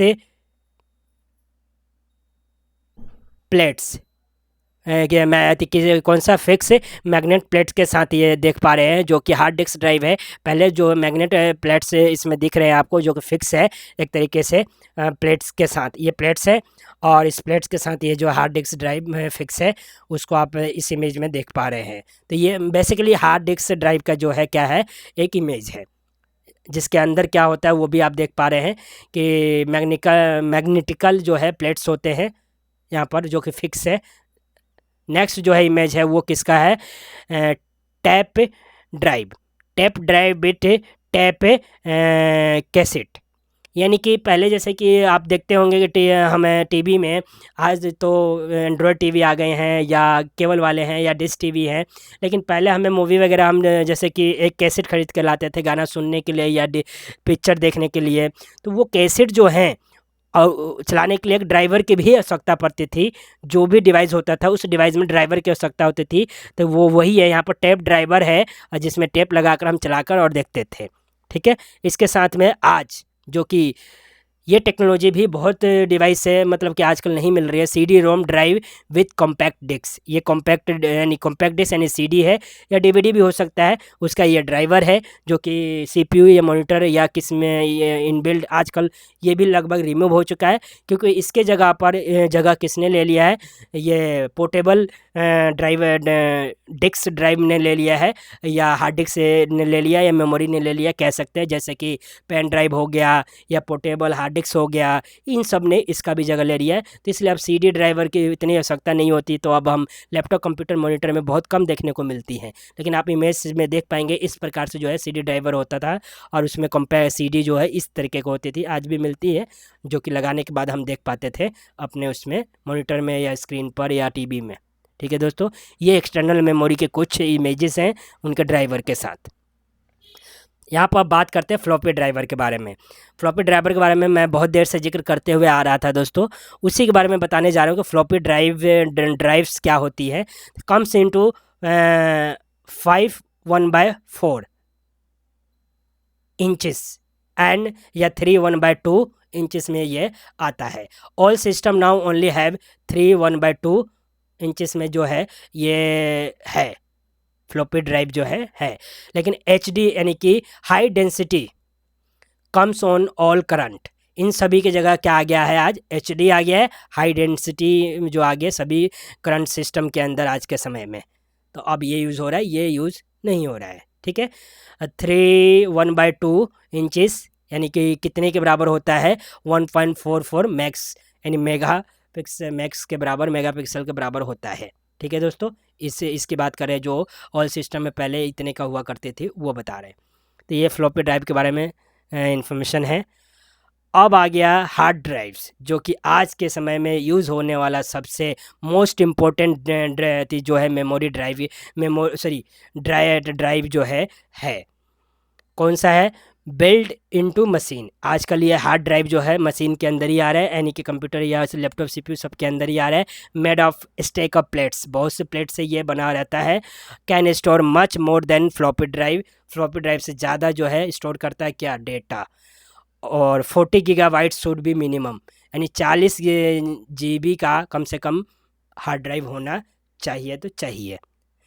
ठीक है दोस्तों, can access info much faster than floppy drive, floppy drive के कंपेयर में आज हार्ड ड्राइव से जो है डेटा को एक्सेस करना बहुत फास्ट हो गया है। ठीक है, नेक्स्ट CD रोम यानी compact disc read only memory, यानी CD में भी एक बार डेटा डल जाता है तो सिर्फ उसको रीड कर सकते हैं, राइट नहीं कर सकते हैं। ठीक है, सेम तो वही कह रहा है कि सेम हैज म्यूजिक CDs, कुछ म्यूजिक सीरीज़ होती है जिसमें गाना डल जाता है, तो आर रीड ओनली, सिर्फ उसको सुन सकते हैं। रीड मतलब ओनली का मतलब है कि सुन सकते हैं, उसमें दोबारा गाना नहीं डाल सकते हैं। कैन स्टोर ओवर 650 मैक्स, यानी 650 मेगापिक्सल तक स्टोर किया जा सकता है। All programme now only sold on CD, सभी प्रोग्राम जो है सीडी रोम में जो होते हैं वो सोल्ड हो जाते हैं, क्योंकि उसको दोबारा मतलब कि प्रोग्राम्स को रीराइट तो किया नहीं जा सकता, तो सोल्ड ही करना पड़ता है। मेक मल्टीमीडिया पॉसिबल, और मल्टीमीडिया जो है बना मल्टीमीडिया के पर्पज़ से ज़्यादातर पॉसिबली इसका यूज़ किया जाता है, और उसी के लिए ही बनाया जाता है सीडी। कम से इन डिफरेंट स्पीड्स पर आते हैं, 20x स्पीड पर या 50x स्पीड, 60, 70, 80, 100 कुछ भी हो सकता है। ये जो सीडी आते हैं या आते थे कह सकते हैं अब तो, क्योंकि आज के समय में सीडी का यूज़ चला ही गया लगभग। तो दोस्तों आज pen drive, hard drive, portable disk ये सब यूज़ हो रहे हैं। डीवीडी रोम, डीवीडी रोम का मतलब क्या है कि डिजिटल वीडियो डिस्क। अब सीडी था तो कॉम्पैक्ट डिस्क था, रीड ओनली मेमोरी था, तो उसमें गाना डाला जाता था और सुनने के काम आता था। फिर सीडी में के बाद एक दिक्कत आई लोगों को कि सिर्फ सुन पा रहे हैं हम, सीडी जब बनी। फिर से जो निर्माणकर्ता जो हैं हमारे साइंटिस्ट लोग, उन्होंने सोचा, फिर डीवीडी बनाया, डीवीडी रोम, यानी कि digital video disc read only memory बनाया, जिसके अंदर के वीडियो स्टोर करके वीडियो को हम देख सकते हैं। Can store up to 70 GB तक स्टोर किया जा सकता है। Can store full length movies भी स्टोर की जा सकती है। Can also read CD ROM disk, ये भी जो है क्या कहेगा, ऐसे ये जो है सीडी रोम डिस्क की तरह इसको भी सिर्फ रीड कर सकते हैं, यानी कि एक बार इसमें जो वीडियो डल गई है उसको हम सिर्फ देख सकते हैं, दोबारा से नहीं डाल सकते। ठीक है दोस्तों, तो ये डिफरेंस है सीडी रोम और डीवीडी रोम के अंदर। सीडी जो है CD RW and DVD RW drive. अब यहाँ पर क्या है कि allow you to write to disc, यानी सीडी जो है आर मतलब राइट, WR मतलब राइट होता है, और डीवीडी पता ही है disc, digital video disc write drive. फिर इसके लिए जो है सीडी और डीवीडी के लिए राइट करने के लिए ड्राइव्स का जो है निर्माण किया गया है। Allow you to write to disk, इन डिस्क में जब तक नहीं निर्माण हुआ था, जैसे मैंने लास्ट थी इन्फॉर्मेशन में ये बताया कि इनमें हम दोबारा रीड और राइट नहीं कर सकते, लेकिन कुछ जब तक ये सीडी और डीवीडी ड्राइव के रूप में थी, लेकिन बाद में ये सीडी डीवीडी ड्राइव जो है उन पर आपने देखा होगा CD RW लिखा हुआ आने लग गया, DVD RW लिखा हुआ आने लग गया। यानी कि मतलब ये हुआ कि allow you to write to disc, यानी कि इस सीडी और डीवीडी के अंदर आप लिख भी सकते हैं। लिखने का मतलब डेटा को डिलीट करके फिर से स्टोर कर सकते हैं। Useful for data backup, storage of large file, recording music and other multimedia files. यानी कि जब ये सीडी, पहले सीडी और डीवीडी आया था, फिर से बता रहा हूँ दोस्तों, वो सीडी और डीवीडी ही आया था, ड्राइवर थे वो नॉर्मल आया था।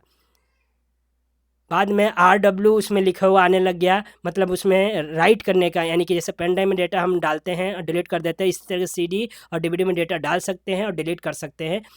ये इसके लिए भी ड्राइवर आ गया मार्केट में, और ये पॉसिबल हो गया कि सीडी के अंदर आप डेटा का बैकअप ले सकते हैं, डिलीट भी कर सकते हैं, कितनी बड़ी फाइल को स्टोर कर सकते हैं, म्यूजिक को स्टोर कर सकते हैं, अदर मीडिया फाइल्स को स्टोर कर सकते हैं।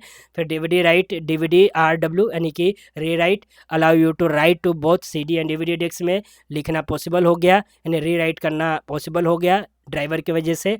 स्टिल सम व्हाट एक्सपेंसिव, लेकिन ये जो है मैं क्या हुआ, मैं आज भी महंगे हैं, पहले भी महंगे थे। तो ये है सीडी के बारे में कि सीडी ड्राइवर, जब पहले ड्राइवर थे उसमें राइट का फंक्शन नहीं था, फिर बाद में राइट ड्राइवर आ गए री राइट करने वाले, तो उसके वजह से बहुत मतलब कि और भी हमें डेटा को स्टोर करना और ले जाना आसान हो गया। अब आता है स्टोरेज डिवाइस के अंदर कुछ और दो डिवाइस के बारे में हमने बात करी, हार्ड डिस्क के बारे में भी बात किया, कुछ अदर डिवाइस के बारे में भी बात कर लेते हैं जो स्टोरेज डिवाइस में आते हैं, जैसे USB ड्राइव, यानी वेरी पॉपुलर 512 MB का हो सकता है USB ड्राइव, यानी यूनिवर्सल सीरियल बस। ठीक है, तो USB ड्राइव में वही है, पेन ड्राइव वगैरह कुछ भी हो सकता है, 64 भी हो सकता है, कम 16 GB, 8 GB, 32 GB, 512 GB।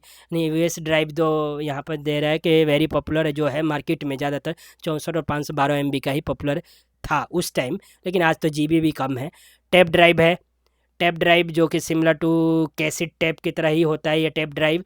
और पहले हम जैसे कि ये इसमें भी पिक्चर देखा हुआ है हमने, टैप ड्राइव के माध्यम से भी यूज़ फॉर बैकअप के लिए यूज़ किया जाता है टैप ड्राइव। फिर जिप ड्राइव जो कि 100 MB से 200 GB कैपेसिटी का होता है और एवरीडे यूज़ एंड बैकअप के लिए यूज़ किया जाता है जिप ड्राइव भी। तो ये सब ड्राइव जो अभी मैंने आपको बताए हैं, ये ड्राइव पहले ज़्यादा इस्तेमाल में किए जाते थे, लेकिन अब जो है इनका इस्तेमाल बहुत कम हो गया है। लेकिन USB ड्राइव का है, ठीक है।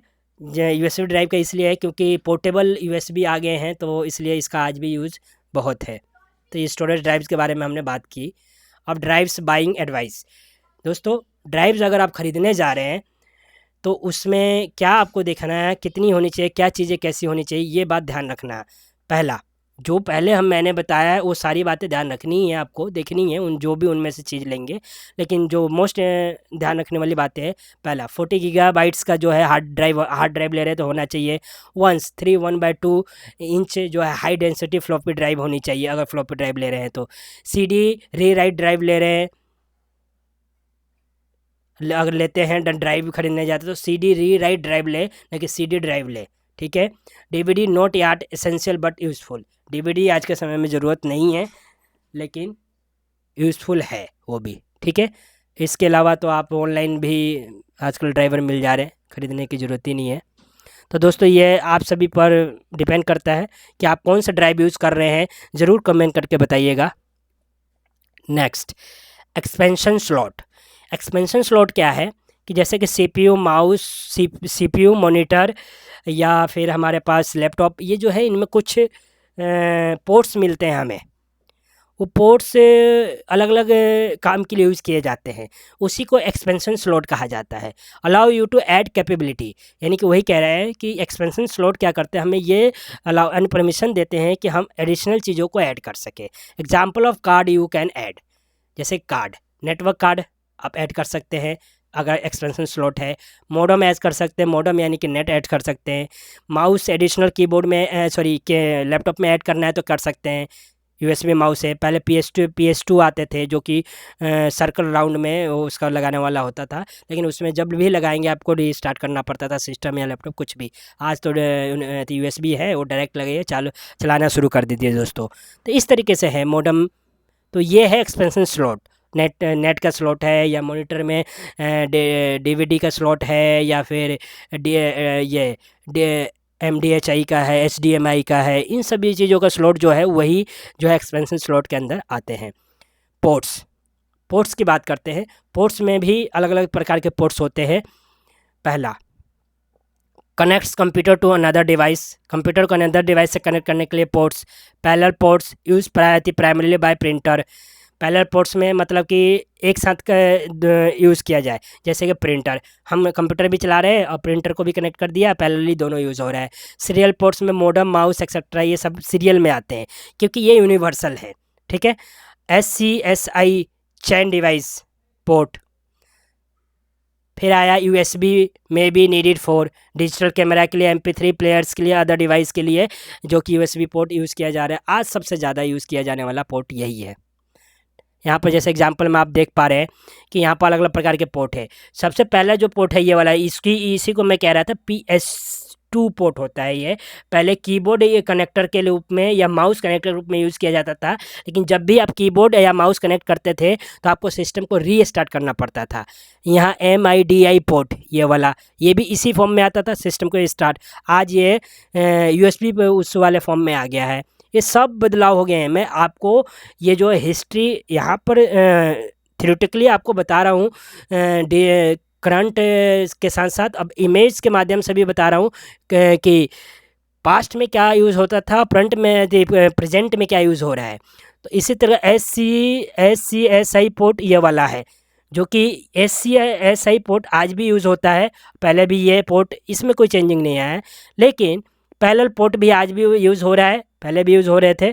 सीरियल पोर्ट ये वाले हैं, ये भी यूज़ हो रहे हैं आज भी।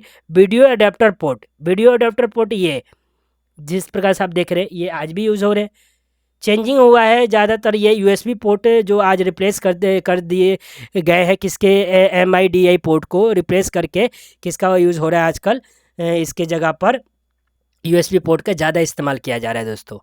ठीक है, नेक्स्ट अब जानते हैं नेटवर्क के कुछ पोर्ट्स होते हैं, और वो नेटवर्क पोर्ट्स या नेटवर्क जो है किस लिए यूज़ किया जाता है, तो कनेक्ट कंप्यूटर्स को कनेक्ट करने के लिए यूज़ किया जाता है। नेटवर्क यहाँ पर ये कौन सा नेटवर्क्स है, यानी कि एक दूसरे को कंप्यूटर को नेट से कनेक्ट करने के लिए नेटवर्क का यूज़ किया जाना।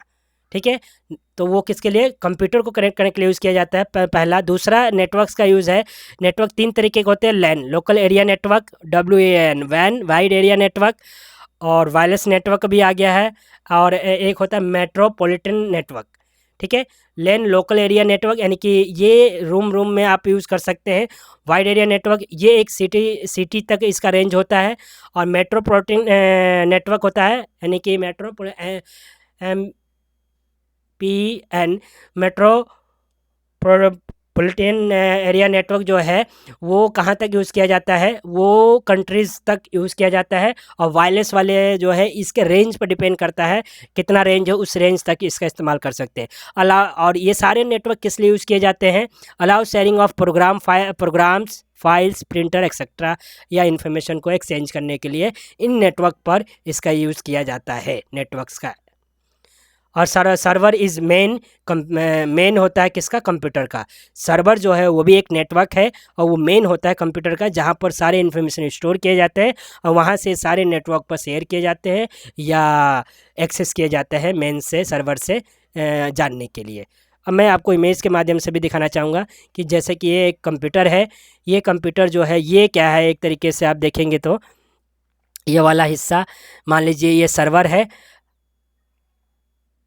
ठीक है, ये जो है क्या है आपका, ये सर्वर है, और ये एक तरीके से मान लीजिए क्या है, प्रिंटर है। ये कंप्यूटर्स हैं, अलग अलग कंप्यूटर्स जो है कनेक्ट हैं, तो इसी से ये सब के सब ये कंप्यूटर मॉनिटर ये सारे कनेक्ट हैं। और ये मॉनिटर जो कनेक्ट है, जैसे कि यहाँ पर जो चैन दिखा रहा है दोस्तों, ये मॉनिटर और ये कंप्लीट कंप्यूटर सिस्टम है, ये सर्वर है, ये प्रिंटर है। ठीक है, तो ये जो है एक तरीके से आपने देखा होगा कि आप कंप्यूटर सीखने या टाइपिंग सीखने जाते हैं, वहाँ पर इसी तरीके से एक कंप्यूटर, बहुत से कंप्यूटर होता है, लेकिन उसका सबका एक कंप्यूटर से कनेक्टिविटी होता है, यानी मेन कंप्यूटर से कनेक्टिविटी होता है। वो जो होता है सर्वर कंप्यूटर होता है मेन। वहाँ से अगर कुछ भी दिक्कत आती है तो सारे कंप्यूटर बंद हो जाते हैं, और डेटा कहाँ स्टोर हो रहा है, मैं यहाँ सर्वर पे, और प्रिंटर कनेक्ट है, एक ही प्रिंटर कनेक्ट है सबसे, किसी से भी प्रिंट देंगे वो यहीं आएगा। ठीक है, तो ये है नेटवर्क का यूज़, एक नेटवर्क पे ही सभी चीज़ों का यूज़ करना, तो नेटवर्क भी हमारे लिए बहुत ज़रूरी है। मॉडम जो है जनरल क्या, मॉडम्स के बारे में जनरल बातें क्या है, allow to computer to communicate over phone lines, यानी कि मॉडम ये इस बात का अलाउ करता है, परमिशन देता है दो कंप्यूटर्स को एक ही फ़ोन लाइन पर बात करने के लिए, कम्युनिकेट करने के लिए, या एक ही नेटवर्क पर बात करने के लिए। कैन बी इंटरनल और एक्सटर्नल दोनों हो सकता है। Can also have fax capability, यानी कि मॉडम के पास फैक्स करने की भी कैपेबिलिटी होती है, वो कंप्यूटर के माध्यम से यूज़र जो है फैक्स कर सकता है मॉडम अगर उसका लगा हुआ है तो। ठीक है दोस्तों, ये मॉडम है, इस मॉडम पर आप फैक्स भी कर सकते हैं, अपने कंप्यूटर को भी कम्युनिकेट करने के लिए ऑपरेट कर सकते हैं। और मॉडम में फ़ोन की जो है सुविधा भी होती है कि फ़ोन कनेक्टिविटी भी आप कनेक्ट कर सकते हैं, यानी कि आपके पास ऑफिस के अंदर यूज़ कर रहे हैं तो फ़ोन भी एक दूसरे से फ़ोन पर भी बात कर सकते हैं। ठीक है, यहाँ पर क्या था, कम्युनिकेट ओवर फोन लाइंस, यानी कि मॉडम ये वो वाला मॉडम है, पुराना मॉडम है जिसमें फ़ोन लाइन से यूज़ होता था। इसके साथ साथ आप इसी मॉडम को कंप्यूटर के लिए भी यूज़ कर सकते थे, ये वो चीज़ के बारे में बता रहा है। ठीक है दोस्तों, आप फैक्स भी कर सकते हैं। नेक्स्ट आता है मॉडम की कुछ खास बातें हैं। बिट्स पर सेकेंड यानी बीपीएस में इसका जो है स्पीड मेजर किया जाता है, इंडिकेट स्पीड को इंडिकेट करता है। ओल्ड मॉडम 9600 या 14400, 28800 या 33600 किसके बीट पर सेकंड के आते थे। आज 56,000 यानी कि 56 के यानी 1000 हैज़ बिकमिंग स्टैंडर्ड है, यानी कि 33,600 पहले तक आते थे ओल्ड मॉडम, लेकिन ये अब नहीं है, ये इतना सक्सेसफुल नहीं है। आज 56,000 से ऊपर के आ रहे हैं, और स्टैंडर्ड जो है कम से कम 56,000 का होना चाहिए मॉडम। क्या 56,000 बीट पर सेकंड का होना चाहिए दोस्तों। Way of connecting to the internet, internet से कनेक्ट होने के लिए मॉडेम की ज़रूरत है। अब मॉडेम कितने प्रकार के हो सकते हैं? डायल अप मॉडेम हो सकता है जिसमें यूज़ इन मोस्ट होम्स, ज़्यादातर ये घर में यूज़ किया जाता है। डायल अप का मतलब फ़ोन वाला। केबल मॉडेम हो सकता है यूज़ टीवी केबल लाइंस के लिए, जो कि टीवी के लिए यूज़ किया जाता है। डीएसएलएल यानी कि ये मॉडिफाई फ़ोन लाइंस, यानी फ़ोन लाइंस का मॉडिफाई जो है डीएसएल मॉडेम आया। फिर T1 line use by school business और एक्सेट्रा। आज T1 लाइन का यूज़ किया ही जा रहा है स्कूल बिजनेस को या ऑफिस में T1 लाइन का ही यूज़ किया जाए, लाइन का मॉडेम का यूज़ किया जा रहा है। या इससे जो है मोर जो है कनेक्टिविटी मॉडेम्स हैं उनका यूज़ कर रहे हैं हम अपने लाइफ के अंदर कनेक्ट होने के लिए एक दूसरे से। फिर बाइंग करने के लिए यहाँ पर जो है buying Henry summary minimum hardware required. दोस्तों अगर आप कुछ ख़रीदने जा रहे हैं तो उसमें आपको ध्यान रखना है कि आपको जो है सर्विसेज जो है किस प्रकार की मिल रही है। कुछ भी ख़रीदने जा रहे हैं तो यहाँ ख़रीदने जा रहे हैं, समरी है मिनिमम हार्डवेयर रिक्वायरमेंट कितनी होनी चाहिए। ठीक है, 2 गीगाहर्ट्ज़ पेंटियम 4 क्लास का प्रोसेसर होना चाहिए, 256 मेगाबाइट्स ऑफ रैम होना चाहिए। लेकिन आज के समय में 2 गीगाहर्ट्ज़ से ज़्यादा का प्रोसेसर होना चाहिए। अगर आपके पास बजट कम है तो कम से कम 2 गीगाहर्ट्ज़ से ज़्यादा का होना चाहिए। 256 मेगाबाइट्स रैम के आज कम से कम 2 GB या 4 GB रैम होना चाहिए। 17 इंच, ठीक है, 17 इंच और .28 ये डॉट पे pitch monitor with 32 max card के साथ होना चाहिए अगर आपके पास बजट कम है। नहीं तो इससे जो डॉट पिच मॉनिटर जो है वो जितना कम हो उतना बेटर है। और 17 इंच, ठीक है, मैक्स से 40 गीगाबाइट्स हार्ड ड्राइव की जगह आपके पास आज के समय में 250 गीगाबाइट्स हार्ड ड्राइव होना चाहिए। सी डी रीराइट ड्राइवर वैसे ज़रूरत नहीं है आजकल, लेकिन हो तो अच्छा है, बेटर है कि हमें कभी सीडी का काम पड़ेगा तो हम कर सकते हैं। 56,000 जो है मॉडेम का जो है बाइट पर सेकंड जो है स्पीड वाली मॉडेम होनी चाहिए या इससे ज़्यादा का ही होना चाहिए। 1T1 जो है जनरेशन है उसका यूज़ करें। इंकजेट और लेजर प्रिंटर तो मस्ट इम्पोर्टेंट है, डॉट मैट्रिक्स से बेटर है और ये होना ज़रूरी है। आपको एक कंप्यूटर स्टेबलाइज कर रहे हैं। अब आप बाइंग अगर सॉफ्टवेयर ख़रीदने जा रहे हैं तो सॉफ्टवेयर के बंडल्स में आपके पास कौन कौन से सॉफ्टवेयर होने चाहिए। तो many systems comes with software included के साथ आते हैं, और जो नहीं आते हैं तब प्रोडक्टिविटी में क्या होना चाहिए, माइक्रोसॉफ्ट सॉफ्ट यानी कि MS ऑफिस के से रिलेटेड यानी माइक्रोसॉफ्ट से रिलेटेड वर्क वाले सारे सॉफ्टवेयर होने चाहिए। माइक्रोसॉफ्ट ऑफिस होना चाहिए, लोटस से स्मार्ट सूट होना चाहिए एक्सेट्रा, या एक्सप्लोरर, एक्सेल, ये सारी चीज़ें जो है सॉफ्टवेयर जो बेसिक सॉफ्टवेयर रिक्वायरमेंट हमारी वो होनी चाहिए। क्विक एंड मनी और अदर फाइनेंशियल सॉफ्टवेयर की ज़रूरत है तो वो भी होनी चाहिए हमारे उसमें PC के अंदर। रेफरेंस दे सकते हैं, रेफरेंस में जैसे माइक्रोसॉफ्ट एनकर्टा और कंप्यूटर एनक्लोपीडिया, ये जो है रेफरेंस है आपके लिए। गेम्स खेलने वाले अगर आप यूज़र हैं तो गेम्स भी होना मस्ट है, उससे रिलेटेड सॉफ्टवेयर ड्राइवर भी होना चाहिए आपके PC के अंदर। नेक्स्ट कि हार्डवेयर से सर्विसेज से और उसके वारंटी से रिलेटेड क्या आप ख़रीदने जा रहे हैं कंप्यूटर, तो आपको ध्यान रखना है कि आपको 24/7 डेज सपोर्ट मिलना चाहिए। ठीक है, और वारंटी कम से कम 1 ईयर पार्ट्स एंड लेबर का होना चाहिए आपके। उसके लिए लैपटॉप कंप्यूटर मॉनिटर या मोबाइल फ़ोन्स कुछ भी ले रहे हैं, कम से कम 1 ईयर की वारंटी होनी चाहिए पार्ट्स की, और उसका मेंटेनेंस यानी कि जो भी लेबर उस पर वर्क मतलब आप दिखाने जा रहे हैं या करेगा, आएगा, ले जाएगा, सर्विस देगा, उसके वारंटी होना चाहिए ताकि आपको पैसे ना देना पड़े। ऑप्शनल एक्सटेंडेड वारंटी भी आते हैं आजकल, वो आप बाय कर सकते हैं। 30 डेज़ रिटर्न पॉलिसी जो होनी चाहिए कम से कम, लेकिन आज जो है टेक्नोलॉजी के दौर में रिटर्न पॉलिसी जो है 7 डेज़ या 10 डेज़ मिल रहे हैं हमें ऑनलाइन चीज़ों पर, ऑफलाइन तो बिल्कुल नहीं मिलता है, वारंटी ही मिलती है सिर्फ। तो आपको इसके लिए भी आपको ध्यान रखना है कि रिटर्न पॉलिसी ज़्यादा जितना मिले उतना ही अच्छा रहेगा हमारे लिए। कुछ मैं हिंट देना चाहता हूँ कि कैसे किन वेबसाइट ऑनलाइन कंप्यूटर स्टोर्स जो है CNET हार्डवेयर से आप जाके रिव्यू और प्राइस मैनी वेंडर्स को देख सकते हैं, फ्रॉम मैनी वेंडर्स कि वहाँ पर कंप्यूटर अगर ख़रीदना है तो यहाँ पर देख सकते हैं। डेल के साइट पे जा सकते हैं, गेटवे के साइट पे जा सकते हैं। इसके अलावा डेल के अलावा जैसे कि ओनर का है, HP का है, आज तो मार्केट में बहुत है, एसर का है और इस तरीके से बहुत से कंप्यूटर के वेबसाइट भी हैं अपने, और वहाँ से आप कंप्यूटर है, लैपटॉप है, मॉनिटर है, कुछ भी ख़रीदना चाहें वहाँ पर जाएँ और वहाँ से बाय करने के लिए आप जो है पहले देखें, कंपेयर करें, फिर उसके बाद आप उसके बारे में इन्फॉर्मेशन जुटाएँ और जो भी मैंने इन्फॉर्मेशन दिए हैं, मिनिमम क्वालिटी क्या होनी चाहिए, आपको कितनी रिक्वायरमेंट है, वो सब कंपैरिजन करें ऑनलाइन। इसके अलावा अदर इनके अपने वेबसाइट के अलावा भी जैसे फ्लिपकार्ट, अमेज़न या जियो मार्ट, बहुत से वेबसाइट आज मार्केट में हैं जिनसे आप खरीद सकते हैं अच्छे प्राइस पर और अच्छे सेल्स पर मिल जाएँगे आपको। दोस्तों इसके साथ ही यहाँ पर ये आपको मैंने कंप्यूटर के बारे में बताया, हार्डवेयर के बारे में बताया, उसके कहाँ से आप ले सकते हैं, उनके फंक्शन, उनकी क्वालिटी, ये सारी चीज़ बताया। थोड़ा सा अब हम सॉफ्टवेयर के बारे में डिस्कशन करने वाले हैं कि सॉफ्टवेयर क्या होता है।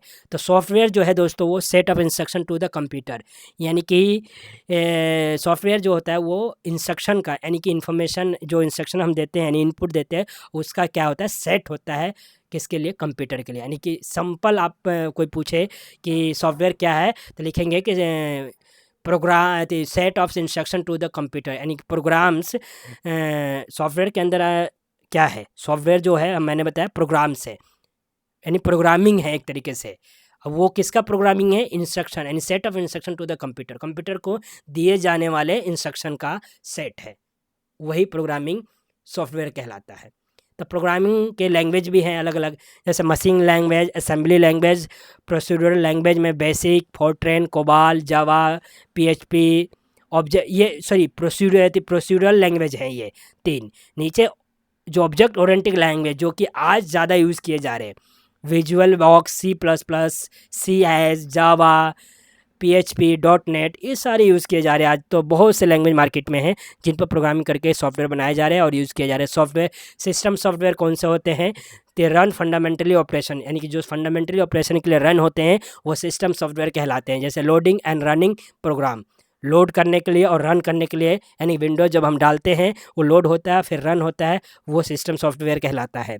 Saving and retrieve data, save और डेटा को सेविंग करने के लिए और रिट्राइव करने के लिए। Communicating with printer, modem etcetera, यानी कोई कहने का मतलब ये है, यानी कि कंप्यूटर ड्राइवर भी इसी के अंदर आते हैं। कंप्यूटर से कम्युनिकेट करने, प्रिंटर से कम्युनिकेट या मोडम से कम्युनिकेट करने के लिए नेटवर्क का हमें क्या, नेटवर्क सॉफ्टवेयर चाहिए। प्रिंटर से कनेक्ट होने के लिए प्रिंटर सॉफ्टवेयर चाहिए। तो यानी कि फंडामेंटल, यानी कुछ चीज़ों के लिए कंपल्सरी सॉफ्टवेयर जो होते हैं वो सिस्टम के लिए ज़रूरी हैं, वही सिस्टम सॉफ्टवेयर कहलाते हैं। ठीक है, एग्जाम्पल ऑफ सिस्टम सॉफ्टवेयर जैसे DOS, window 3.1, 95, 98, Me 2000 and XP, आज विंडो 7, 8, 9, 10, 11, विंडो 12, इस तरीके से विंडो का वर्जन बढ़ता जा रहा है। 11 प्रो, यूनिक्स, लिनक्स, ये भी यूज़ होते हैं, बहुत कम यूज़ किए जाते हैं आज के टाइम में दोस्तों। सिस्टम सॉफ्टवेयर के बाद आता है सॉफ्टवेयर का दूसरा part, application software. Application software क्या करता है कि help you to complete a certain task, यानी कुछ टास्क जो हैं हमारे को करने के लिए एप्लीकेशन सॉफ्टवेयर की ज़रूरत पड़ती है। जैसे एग्जाम्पल के तौर पर वर्ड प्रोसेसिंग, यानी कि मेम्स, रिपोर्ट या कुछ भी तैयार करना है या लेटर लिखना है, वर्ड की ज़रूरत है। स्प्रेडशीट, एक्सेल, यानी बजट बनाना है, या एक्सेल में कुछ काम में ऑफिस के काम करने हैं या कॉर्पोरेटेड से रिलेटेड या अकाउंट से रिलेटेड करना है, बहुत जल्द करना है बिना टाइम वेस्ट किए, क्योंकि वो फार्मूला बेस होते हैं तो इसलिए स्प्रेडशीट यानी कि एक्सेल की ज़रूरत पड़ती है। डेटाबेस, यानी सर्च, सॉर्ट, सेलेक्ट डेटा, यानी डेटाबेस भी मतलब कि जहाँ पर हम किसके अंदर, एप्लीकेशन सॉफ्टवेयर में आता है। यहाँ पर एक बार डेटा हम बना दें और वहाँ से ईजिली हम सर्च कर सकते हैं, अपने डेटा को सॉर्टिंग कर सकते हैं या सेलेक्ट कर सकते हैं जो भी चाहिए उसमें से। एजुकेशनल, यानी सिमुलेटिंग प्रैक्टिस, एजुकेशनल सॉफ्टवेयर की ज़रूरत क्यों होती है, सिमुलेटिंग करने के लिए, वहाँ से पढ़ने या लिखने के लिए, प्रैक्टिस करने के लिए। आजकल जैसे कि मार्केट में बहुत से एप्लीकेशन अभी अवेलेबल है हर उसके ऑनलाइन के लिए आपको। जैसे कि आप मान लीजिए यहाँ पर अभी ये खान सर का है, या फिर मैं किसी का एडवर्टाइजमेंट नहीं कर रहा, यहाँ पर एग्जांपल दे रहा हूँ। दृष्टि IAS का अपना एप्लीकेशन है।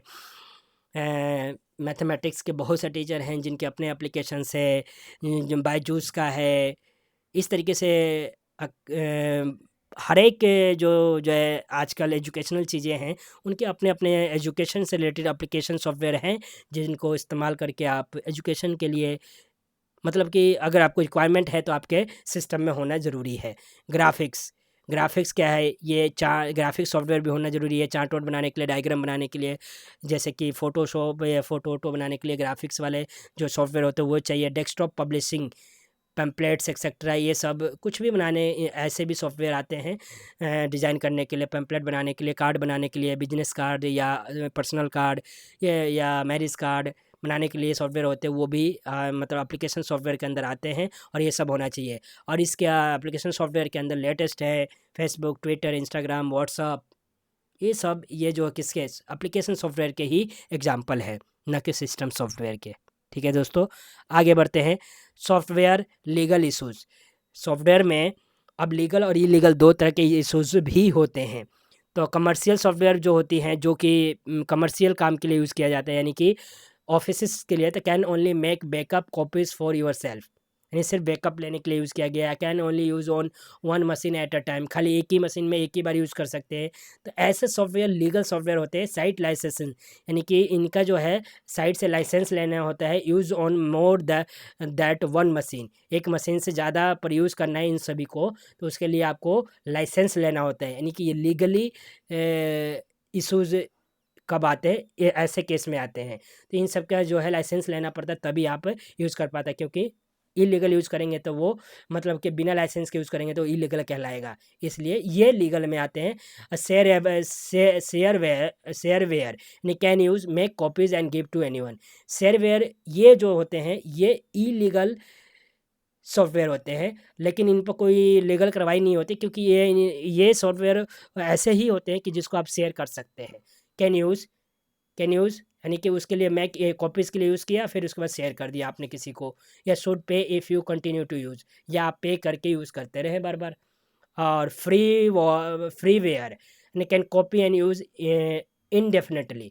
एक सॉफ्टवेयर, कुछ सॉफ्टवेयर होते हैं कि वो फ्री होते हैं, जिसका इस्तेमाल आप ज़िंदगी भर कीजिए, कोई चार्ज नहीं लिया जाएगा। तो ऐसे भी सॉफ्टवेयर है आज मार्केट में। सॉफ्टवेयर में वायरस, तो ये बात भी ध्यान रखना है कि सॉफ्टवेयर आप जो यूज़ कर रहे हैं तो उसमें वायरस से प्रोटेक्ट करने के लिए भी हमें कुछ चीज़ों के बारे में पता होना चाहिए। जैसे कि legal code added to a program, program में कुछ लीगल कोड ऐड होने चाहिए ताकि वायरस जो है उस पर अफेक्ट ना कर पाए। May spread to many computers, virus software के जो वायरस होते हैं बहुत जल्दी जो है एक कंप्यूटर से दूसरे कंप्यूटर में स्प्रेड कर जाते हैं, फैल जाते हैं। Copy files from one computer to another computer में बाय वो कॉपी करते होते हैं, डाउनलोडेड फाइल्स के साथ वो, या बाय मॉडेम पर नेटवर्क पर जाके फाइल में डाउनलोड के चले जाते हैं, ईमेल में अटैच होके चले जाते हैं सॉफ्टवेयर वायरस। इसलिए ये या कुछ कोड के माध्यम से आते हैं। वायरस में भी रिलेटिवली हार्मलेस, वायरस हमेशा क्या होता है, हार्मलेस होता है, यानी कि हमारे लिए ख़तरनाक होता है। Writes, you have been stoned on screen, screen पर वो बार बार वो क्या करते हैं, जब हार्मफुल होता है वो कुछ मैसेज राइट करते रहते हैं अपने आप ही।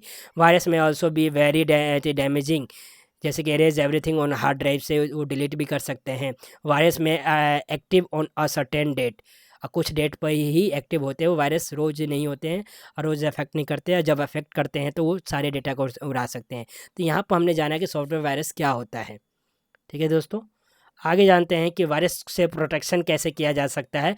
तो be careful where you copy files from, कहीं से भी आप कोई भी कॉपी फाइल कर रहे हैं या डाउनलोड कर रहे हैं तो ध्यान से कीजिए और उसको पहले जांच पड़ताल कर लीजिए, उसके बाद ही कीजिए कि वायरस से मतलब इसके फाइल्स के अंदर है तो नहीं।